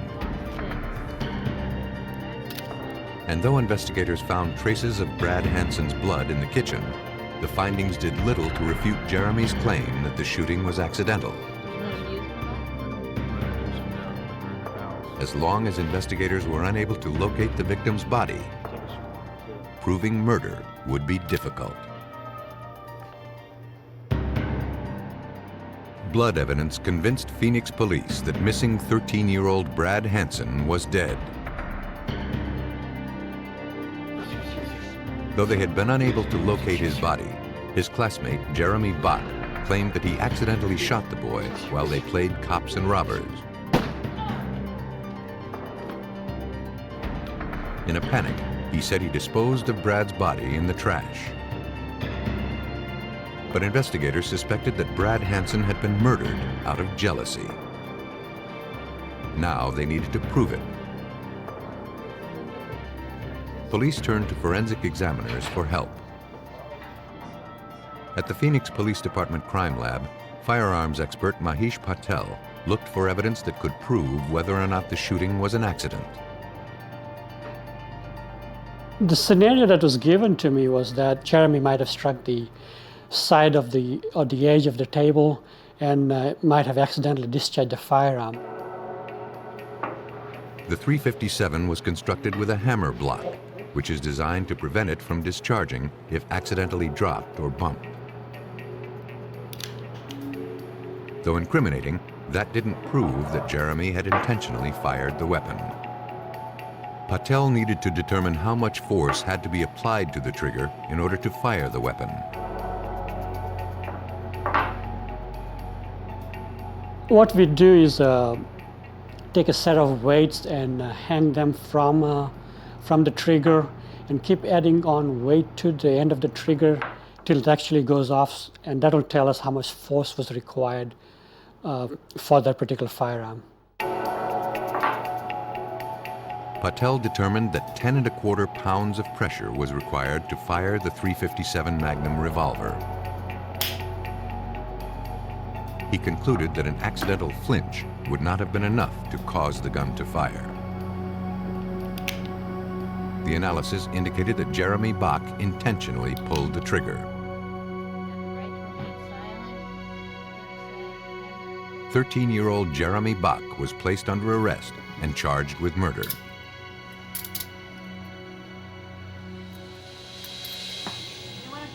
Authorities believe that Jeremy invited his friend Brad Hansen to his house and then confronted him about Brad and Jennifer's blossoming relationship. Driven by a jealous rage, Jeremy grabbed his stepfather's gun and shot Brad.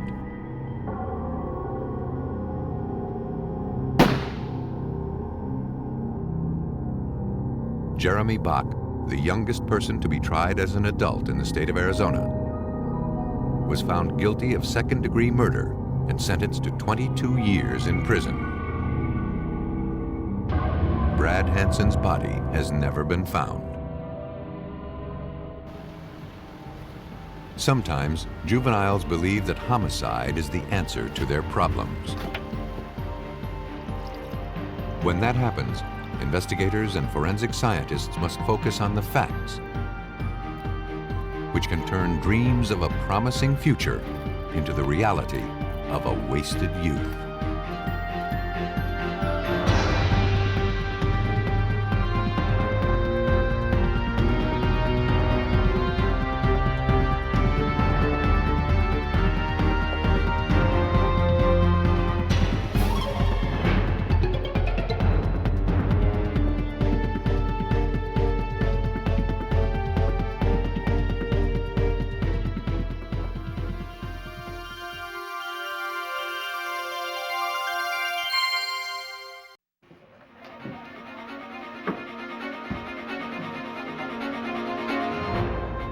In Pennsylvania, the night manager of a fast food restaurant is found brutally murdered, the apparent victim of a robbery gone bad. For 15 years, police are unable to identify a suspect. But then, an elite group of forensic experts agree to take on the case. A man disappears from his Lubbock, Texas home. All indications point to foul play. But until police can find the victim's body, they are powerless to prove murder. When the trail of clues stops, homicide investigators are often left with few options. But an elite group of forensic experts, known as the Vidocq Society, can heat up a cold case and apply their expertise to deliver collective justice.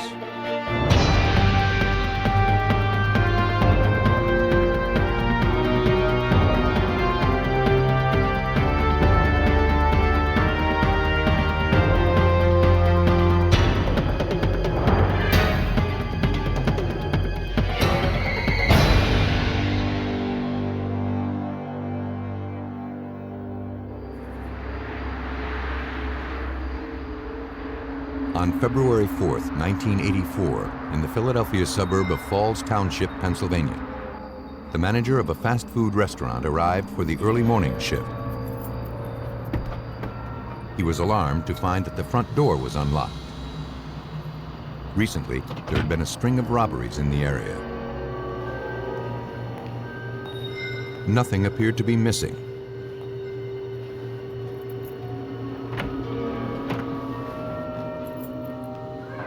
But in the kitchen, he discovered the night manager, Terry Brooks, lying on the floor.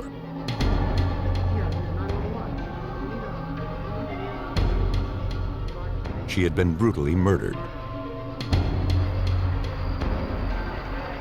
Within minutes, officers and forensic technicians from the Falls Township Police Department arrived at the scene. They found the 25-year-old victim lying face up on the kitchen floor.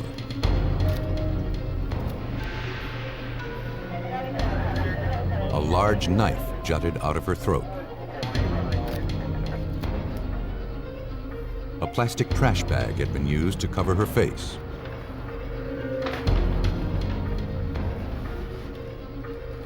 Judging by the coat she was wearing, it appeared Terry Brooks was preparing to leave for the evening.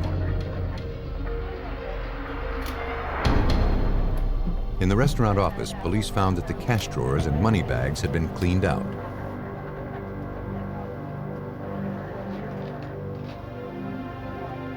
The victim's shoes were found lying by the desk. Though this was just one of several restaurants to be robbed within a few months, it was the first to end in murder. Technicians searched for any clues to the killer's identity. They found nothing.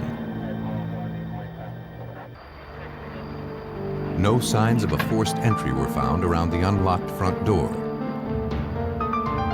Based on the evidence, police theorized that after Terry Brooks left the restaurant, she was ambushed by the robber and then forced back inside.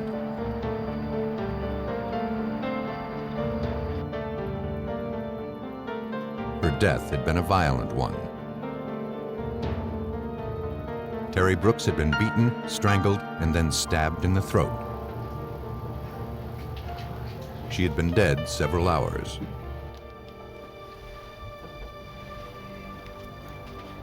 Hair and skin scrapings were found in the victim's hands and fingernails, indicating she had put up a fierce struggle. But in the days before DNA testing was available, examiners could only conclude that the samples had not come from the victim.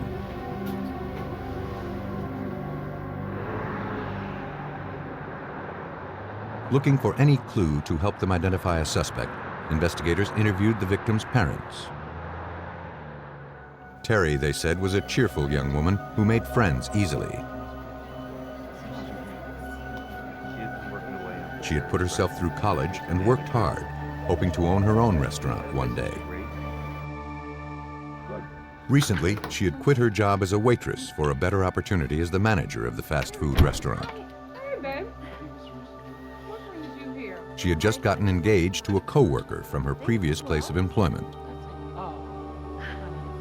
Though Terry was living at home, her parents didn't know her fiancé very well. The engagement had been sudden.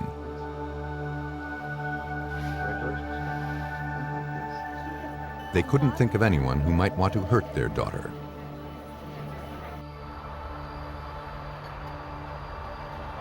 Terry's fiancé, 22-year-old Scott Keefe, also had no idea who could have committed such a brutal act. On the night of the murder, he was home sleeping. He had to be up early the next day.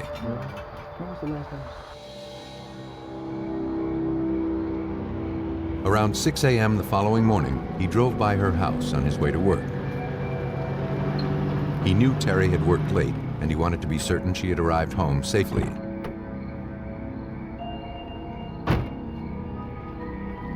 When he noticed her car wasn't in the driveway, he became concerned and woke up her parents. Hey, Mr. Brooks. How's it going? What are you doing here, honey? When they discovered Terry had not been home, they called the restaurant. That's when they learned she had been murdered.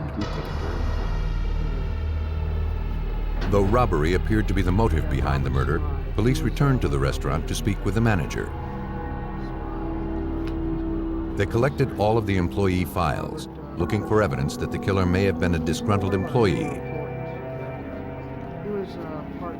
The manager could think of no one on his staff that had a problem with him or Terry.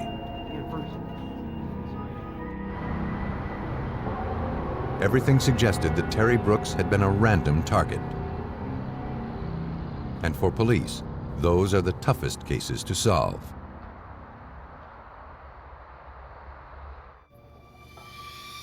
Desperate to generate a lead, examiners scrutinized all of the evidence collected from the crime scene. They were in luck. A single latent fingerprint was found on the trash bag that covered the victim's face.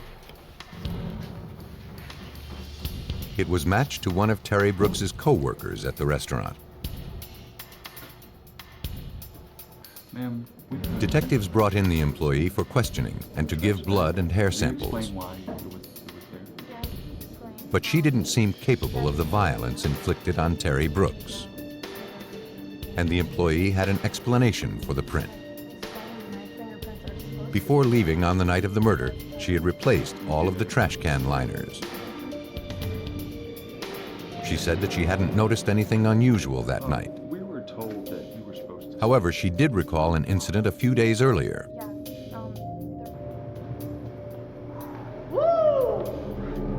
Near closing time, two men came into the restaurant.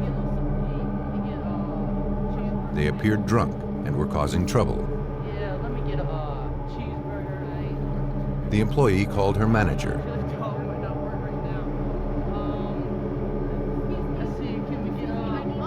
Terry tried unsuccessfully to defuse the situation. When she threatened to call the police, the men became verbally abusive. They made several threats before leaving.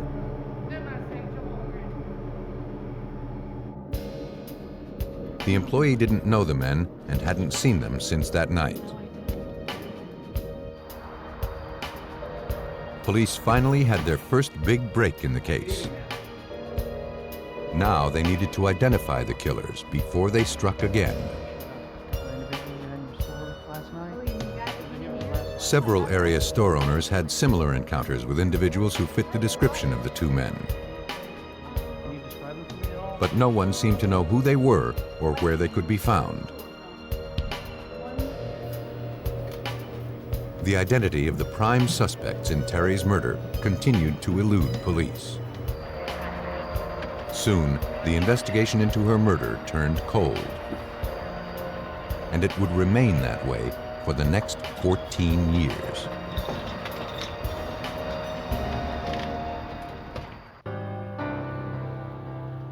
After 14 years, it seemed that the 1984 murder of 25-year-old restaurant manager Terry Brooks would never be solved.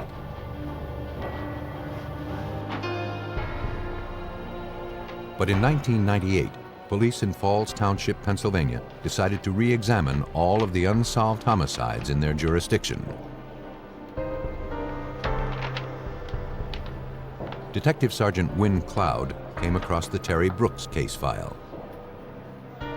There was a lot of physical evidence available, and I examined all that, and it was all good physical evidence and preserved well. I believe that this had a very high solvability. Sergeant Cloud enlisted the aid of homicide detective Nelson Whitney and Deputy District Attorney Lori Markle. After reviewing the case files, the team found a hole in the investigation conducted more than a decade earlier. At that time, there were several fast food restaurant robberies that were occurring in this area, and the investigation conducted in the 80s had really focused on that idea. So we decided that in addition to looking at the possibility that the murder was a robbery homicide, we would also learn more about Terry and investigate the possibility that the murderer had been someone who knew her. Investigators tracked down the people who knew Terry and her habits well. They located her former manager. When he viewed the crime scene photos for the first time, one in particular caught his attention. Detective Nelson Whitney explains. So one of the things that Terry would do every day would be to clean out the ashes out of the ashtray and place it in a little ledge above the desk. She would close the ledger on the desk. She would put the phone in a certain position, put the ruler and the calculator away. The photograph of the desk from the crime scene clearly showed that the ashtray was in the middle of the desk, that it had ashes in it. There was an open book there, a ruler was out, a calculator was out. Terry was also known to kick off her shoes when she did desk work. The information was at odds with previous suspicions that Terry was accosted outside the restaurant and then forced back inside. And that opened up the possibility that she knew her killer and had even let him inside the store. She opens the safe at some point, whether she was... But so far, that was only a theory, and one that put investigators no closer to identifying Terry Brooks's killer. Police needed more help. For that, they turned to an elite crime-solving team headquartered just a few miles away in Philadelphia. There, in the historic Downtown Club building, some of the greatest criminal theorists had been meeting every other month since 1990. This is the home of the Vidocq Society, a non-profit private brain trust of the nation's most esteemed law enforcement officials, forensics experts, psychologists, and government agents. Dick Laventhal is the Director of Communications for the Vidocq Society. The The society is named after Eugene Francois Vidocq, Frenchman that lived from 1775 to 1852. We credit him with being the father of modern-day detective practice. He's truly our inspiration. He's a man that thought out of the box. He was the first detective who began to keep files and records on criminals' methods of operations. The society is limited to 82 full-time members, one for each year of Vidocq's life. Originally, they assembled to discuss historical cases and mysterious unsolved crimes. That soon changed. Very quickly, we segued into an organization whose reason for existence was to look into unsolved homicides and try to solve the anguish of families when there's a loved one who's been murdered. To have an unsolved homicide accepted by the Vidocq Society, investigators must first present their case to its members. At the next Vidocq gathering, Sergeant Cloud did just that. I presented this on a factual nature. I did not give any theories, so I wouldn't taint any of their opinions. Everything I gave them were what facts I gathered from the case, from the crime scene. And after I was done presenting to them, I was approached by probably 30 members, possibly even more, but 30 that were real interested in it. Vidocq Society co-founder Richard Walter offered to donate his expertise to the case. My area is crime assessment and profiling. And basically, crime assessment is the act of looking at the crime scene, what's there as well as what's not there at that crime scene. Then taking that information and reconciling that with known patterns of behavior that we know in terms of criminal activity. So we know a great deal about the offender from the crime scene. For Walter, the violence observed in photographs suggested the killer was motivated by vengeance or anger, not money. Walter believed that the killer was someone close to the victim, and the robbery was staged to throw investigators off his trail. From the lack of organization observed at the crime scene, Detective Cloud also learned that the killer likely had little more than a high school education. He probably worked as a menial laborer, perhaps a cook at a pizza or hamburger joint. Because of his rage, experts theorized he likely had difficulty maintaining relationships with women.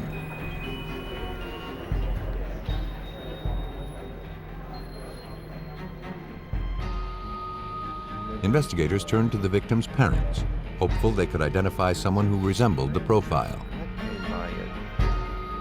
Terry's father was dying of liver disease. The couple didn't know anyone who resembled the profile. However, they recalled that on the morning of the murder, Terry's fiancé, Scott Keefe, had acted strangely. Though Keefe appeared upset to learn his fiancée had been murdered, he refused to go to the hospital to help identify the victim. He said he didn't want to be late for work.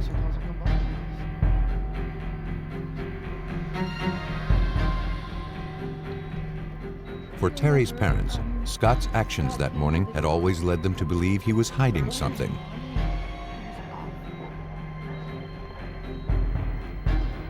Police agreed. To find out what that was, investigators interviewed Terry's old friends. None spoke highly of Scott.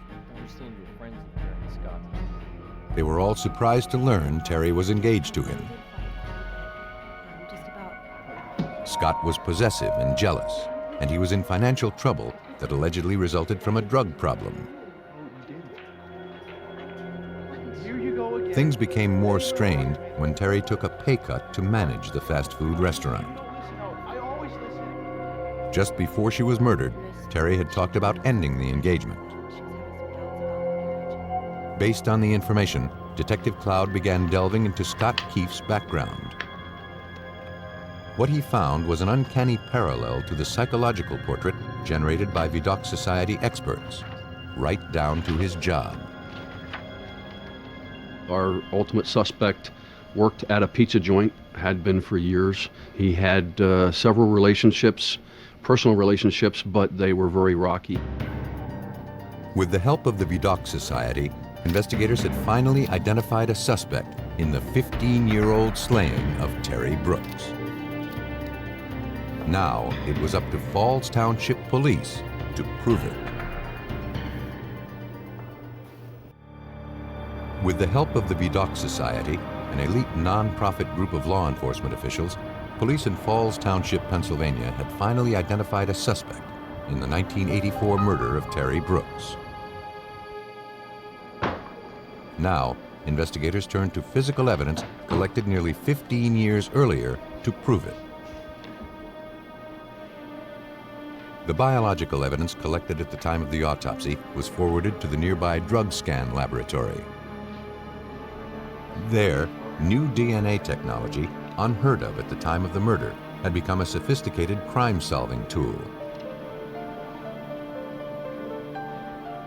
Forensic scientist Diane Marshall examined the evidence.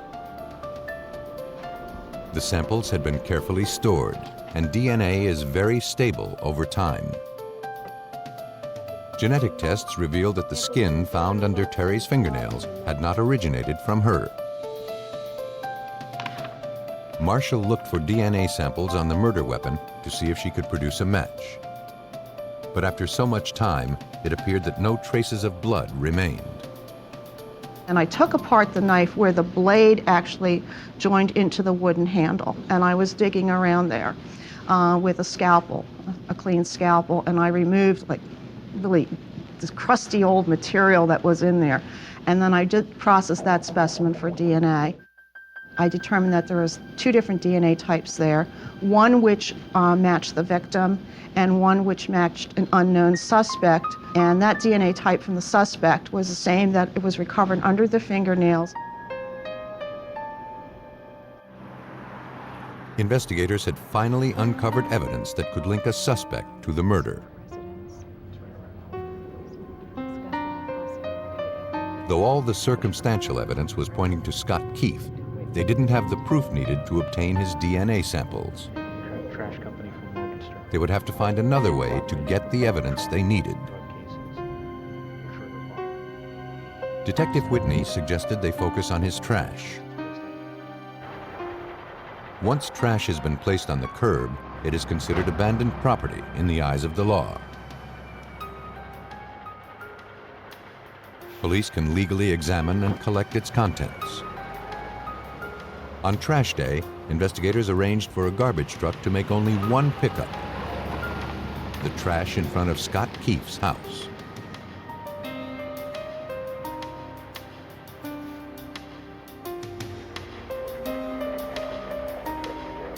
A few blocks away, police took possession of the garbage and hand-delivered it to the crime lab.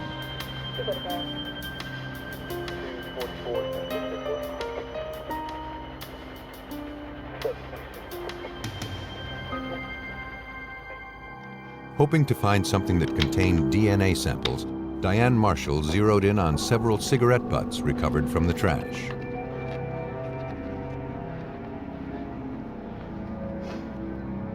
When one smokes a cigarette, one deposits their saliva on the filter. Included in that saliva are epithelial cells, which come from the lining of your mouth. Marshall successfully extracted cellular material from 2 different brands of cigarette butts found among the debris. So I isolated the DNA from the saliva deposited on the filters of each of the brands of the cigarettes. And I noticed that one particular brand had one specific DNA type. It did not match any of the evidence from the crime scene. But DNA from the second brand did.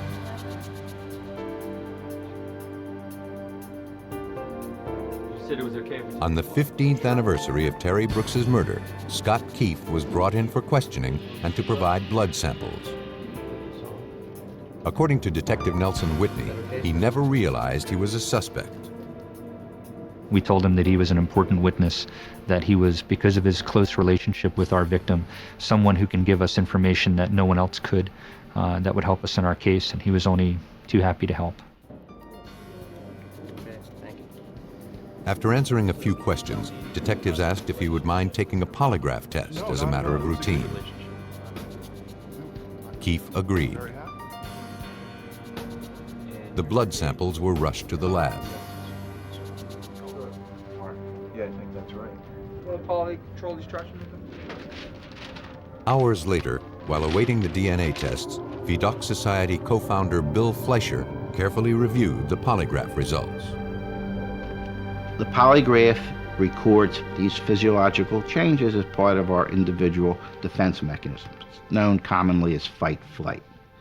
In a polygraph situation, we ask questions. If those questions pose a threat to your well-being because you lie to them, and there's the fear of being detected in the lie, your body immediately reacts physiologically. Heart starts to beat faster. Blood's redirected to different organs in your body. Your mouth gets dry, your knees get weak, the butterfly in the stomach, your palms get sweaty. Though the suspect denied any involvement in Terry's murder, Fleischer concluded that Scott Keefe was being deceptive. Now, examiners looked to scientifically verify that Keefe was a murderer. When his DNA samples were compared to those recovered from the victim, examiners found a match.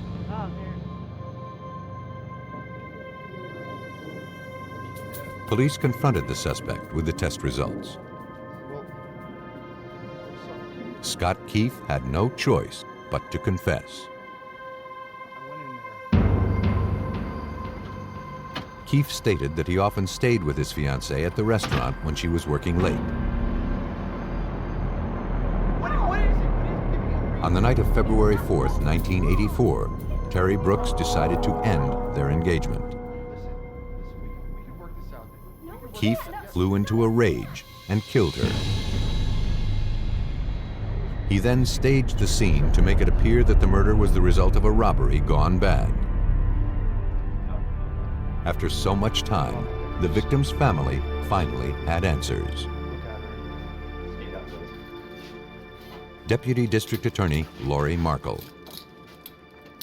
Terry Brooks's family had to live for 15 years with not knowing who had killed her or seeing that person face any measure of justice.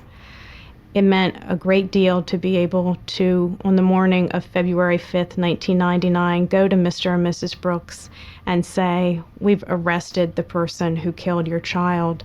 He's in custody. We've amassed considerable physical evidence against him, and he's confessed." Scott Keefe pled guilty to murder and was sentenced to life in prison. In the Terry Brooks case, a misleading crime scene led investigators to some wrong conclusions. But in some cases, detectives face a more daunting set of circumstances. No crime scene at all. On Sunday, May 19th, 1991, Jim Dunn and his wife received a late-night call at their Yardley, Pennsylvania home. Alicia. The caller identified herself as Alicia Hamilton, the girlfriend of the Dunn's 24-year-old son, Scott. I don't understand. Upset, Alicia said Scott had disappeared from their Lubbock, Texas home. What are you talking about? Jim told Alicia not to worry. He was expecting a call from Scott any day.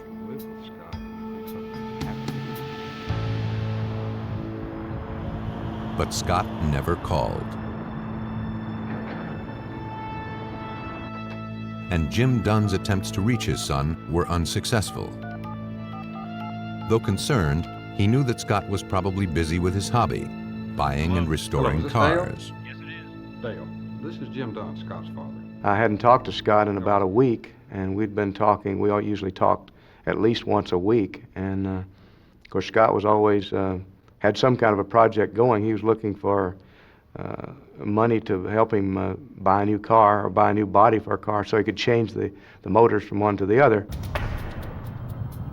But after a few days passed with no word, Jim Dunn contacted his son's boss at a car stereo installation company in Lubbock, Texas. The boss said Scott hadn't shown up for work in several days. When he last saw him, Scott hadn't been feeling well and asked to leave work early.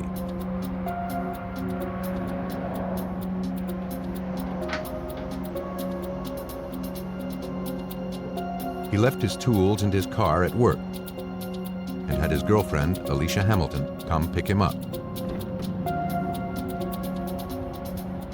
Scott said he hoped to be back at work in a few days. The boss told Jim Dunn that Alicia Hamilton called the shop a few days later. She believed Scott had left her for another woman. But Scott's father didn't believe his son would simply abandon his prized cars. He contacted Lubbock police to report his son missing. But there was little investigators could do. As an adult, Scott Dunn had the right to be missing. More importantly, there was no proof that a crime had taken place. Still, Detective Tal English agreed to look into the case. He basically told me how unusual it was for Scott to be gone at all, just to disappear like this. And two things that he was really concerned about that concerned him was he had left his tools at his work, and he had left his car there, and had not taken either one. Those two items were extremely important to him, and Jim knew that he wouldn't just leave that.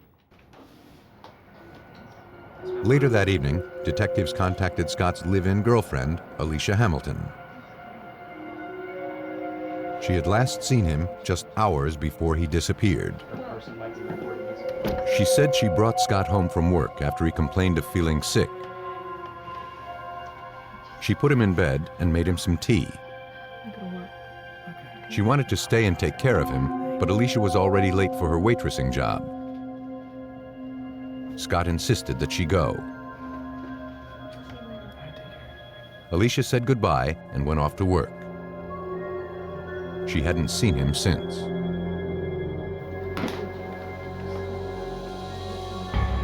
Though she had no idea where Scott had gone, Alicia had discovered something unusual. While rearranging the furniture, she found that a piece of carpet underneath the sofa had been neatly cut out. Unsure of the significance, investigators asked to look around the residence.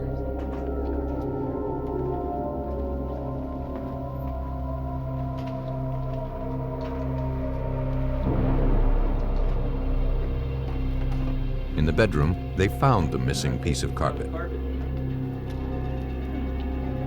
It had been duct taped to the floor and was covering a bare patch of the rug. No idea. Alicia hadn't noticed it before. Underneath the patched carpet, investigators noticed large reddish-brown stains. They appeared to be blood. When we saw that it looked like a crime scene, we kind of backed up. That's when our identification section was called in. They came out, and we wanted them to photograph the scene prior to actually anything being moved. Tests confirmed that the stains were human blood. Though it was unclear if the blood had originated from missing 24-year-old Scott Dunn, the finding indicated that something violent had happened inside that bedroom. A concerned father's intuition had exposed a possible homicide. While looking for answers in the disappearance of 24-year-old Scott Dunn, police in Lubbock, Texas made a troubling discovery. In the master bedroom of the apartment the young man shared with his girlfriend, detectives discovered bloodstains underneath a section of carpet. Authorities scoured the room for more evidence. Under a light source, technicians found copious amounts of blood throughout the room. On the walls and ceiling, they found smears and streaks of more blood. It was a telltale sign that someone had tried to clean up evidence of a brutal crime. Blood samples, carpet fibers, and the duct tape from the bottom of the carpet were collected.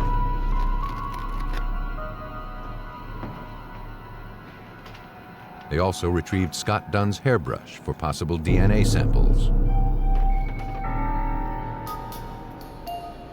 At the crime lab, examiners successfully generated Scott Dunn's DNA profile from hairs collected from his brush.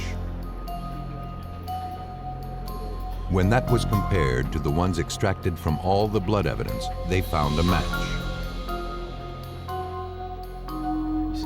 For Detective Tal English, there was no doubt Scott Dunn had met with foul play. But the investigation was about to face a crushing setback. Prosecutors wouldn't touch the case. According to the district attorney's office, Texas law required a body to actually open a homicide investigation, and we didn't have that. We had evidence indicating that there was probably one that occurred, but without that body, it was going to be difficult to actually open it. Texas authorities intensified their search for proof that Scott Dunn had been murdered. His girlfriend, Alicia Hamilton, was questioned again. Though she couldn't explain the blood evidence, Alicia remained convinced Scott had run off with another woman. As the questioning continued, however, she thought of something else. She and Scott had been having problems with a neighbor, a man named Tim Smith. According to Alicia, Tim had been harassing her in recent weeks. Alicia said she met Tim at a local nightclub a few months back. She admitted that she began dating him outside of her relationship with Scott. When she realized the mistake she had made, she tried to break it off with Tim. But he couldn't seem to let go. He began to follow her and would show up at the apartment she shared with Scott. Sure, everything's okay? Yeah, She tried, according to her, to distance herself from him. Tim wouldn't let that happen. He lived in the same apartment complex at an apartment that was further down from where their apartment was, and was hanging around a lot, and she just couldn't get rid of him.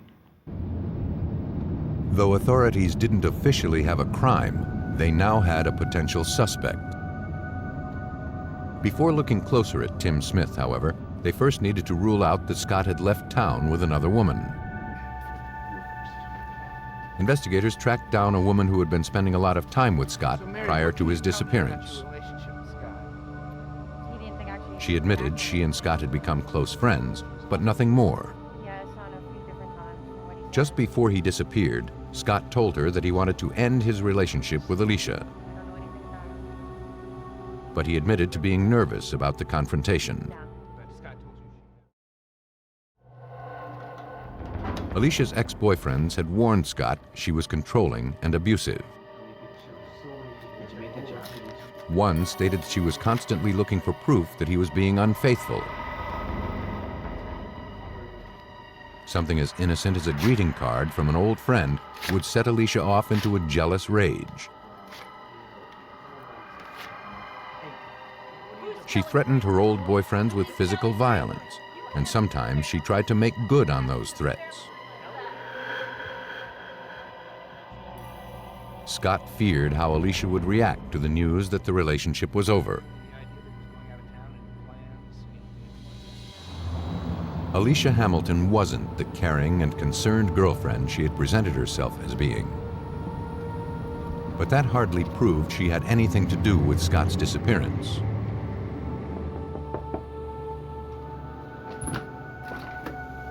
Police paid a visit to Tim Smith, the man Alicia claimed had been harassing her and Scott.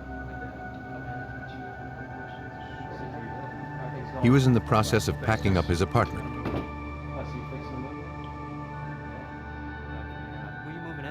When detectives asked where he was going, he gave a startling answer. He and Alicia Hamilton had just bought a place and were moving in together. Tim Smith denied any involvement in Scott Dunn's disappearance. Then, officers noticed a roll of duct tape. It appeared similar to the tape found in Scott Dunn's bedroom.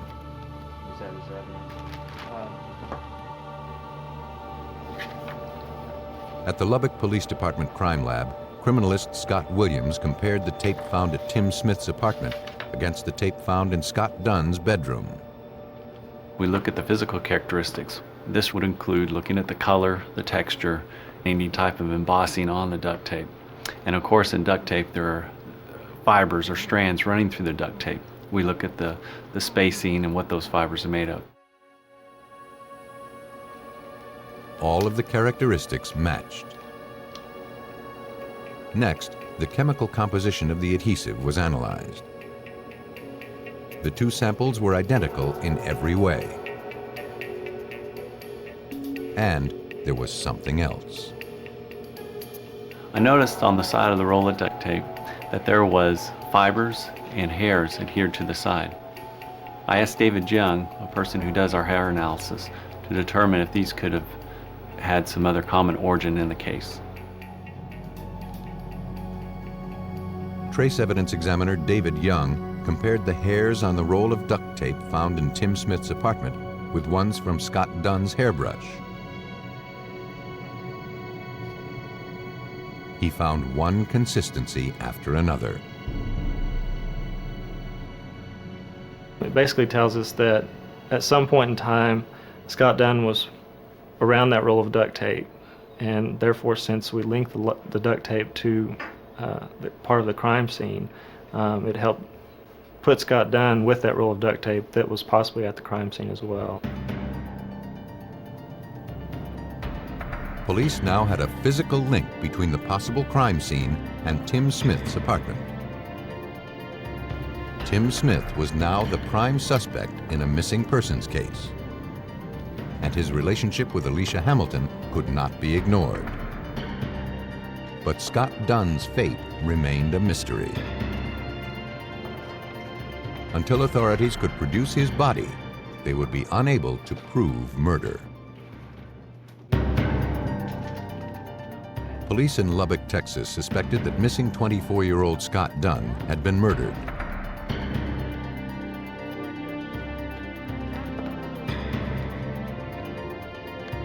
His girlfriend, Alicia Hamilton, and a man named Tim Smith were emerging as the prime suspects. But without the victim's body, they were unable to prove that harm had come to Scott Dunn.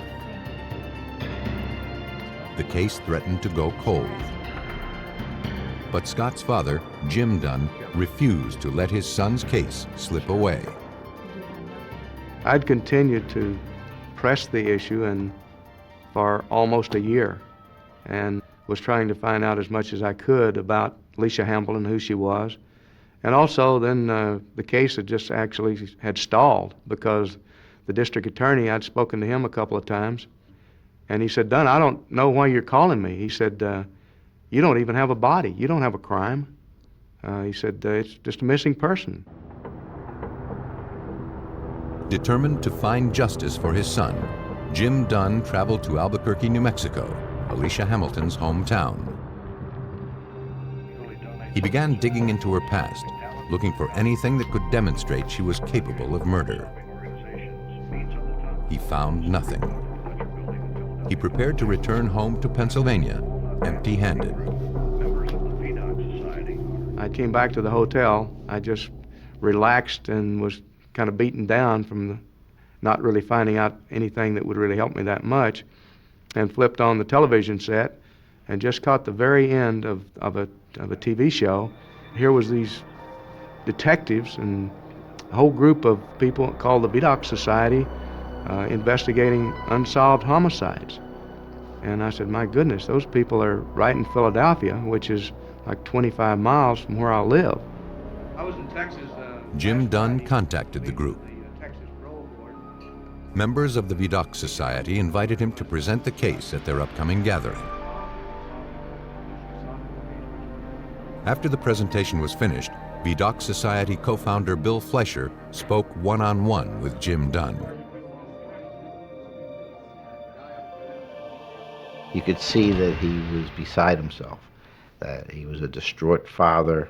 He definitely believed that his son had been murdered.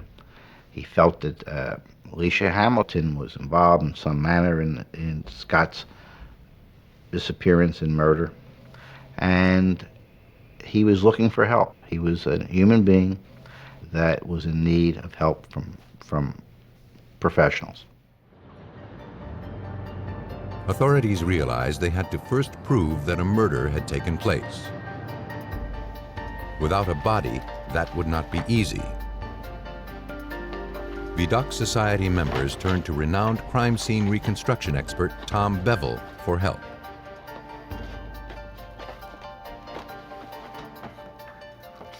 Crime scene reconstruction is especially useful in cases, for example, where you don't have a body, where there's a question as to what might have taken place.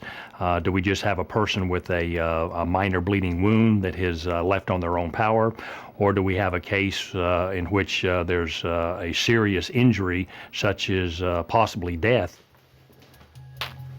For answers, Bevel needed to determine what type of object had caused the blood spatter patterns found in Scott Dunn's bedroom. Though most of the bloodstains had been smeared in an attempt to clean up the scene, some cast-off patterns remained intact. Using an object coated with blood, he was able to recreate the size and shape of the stains observed at the crime scene. They were consistent with having been caused by a blunt object like a bat or a pipe. Having established that Scott Dunn was violently beaten, Bevel next looked to determine if the 24-year-old could have survived such an assault. For that, he would need to establish how much blood had been shed.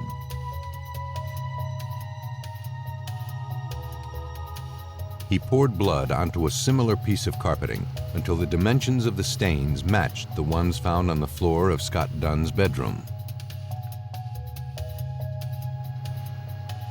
He concluded that no one could have survived the amount of blood loss necessary to replicate all of the stains. When presented with the findings, prosecutors finally agreed to take on the case. Vidocq Society experts had helped transform a missing persons case into a homicide investigation. It was the break Lubbock police had been waiting for. Now, investigators focused on finding evidence that could physically link Alicia Hamilton and Tim Smith to the murder. They began reviewing files for anything they might have overlooked. They found something. Some of the hairs recovered from the duct tape found at the crime scene had not originated from Scott Dunn. Tim Smith was brought in for questioning the following day. He continued to deny any involvement, and, eager to cooperate, he provided police with a hair sample. Alicia Hamilton provided one as well. Examiners compared the samples taken from Tim Smith and Alicia Hamilton to the unidentified hairs collected from the blood-stained duct tape found in Scott Dunn's bedroom. Examiners concluded that the unidentified hairs had originated from the two suspects.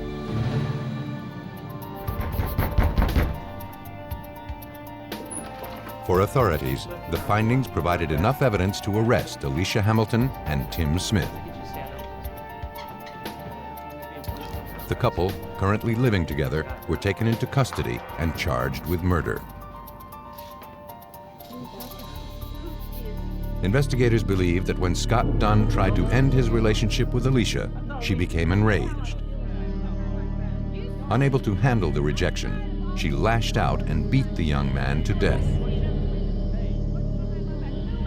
Police believe she then turned to her other boyfriend, Tim Smith, for help in cleaning up the scene and disposing of Scott's body. A jury found Alicia Hamilton guilty of murder and sentenced her to 20 years in prison. Tim Smith was also found guilty of murder. He received 10 years probation. Scott Dunn's body has never been found. His father, Jim Dunn, was asked to join the Vidocq Society to help the parents of murdered victims. He agreed. And because of my involvement there, I think as a result of being involved with the Vidocq Society and being actually a member of the Vidocq Society, that I can return a little bit and give them thanks in a different way, and at the same time maybe help someone else that was in the same position I was 10 years ago when Scott was murdered. The Vidocq Society says its only client is truth.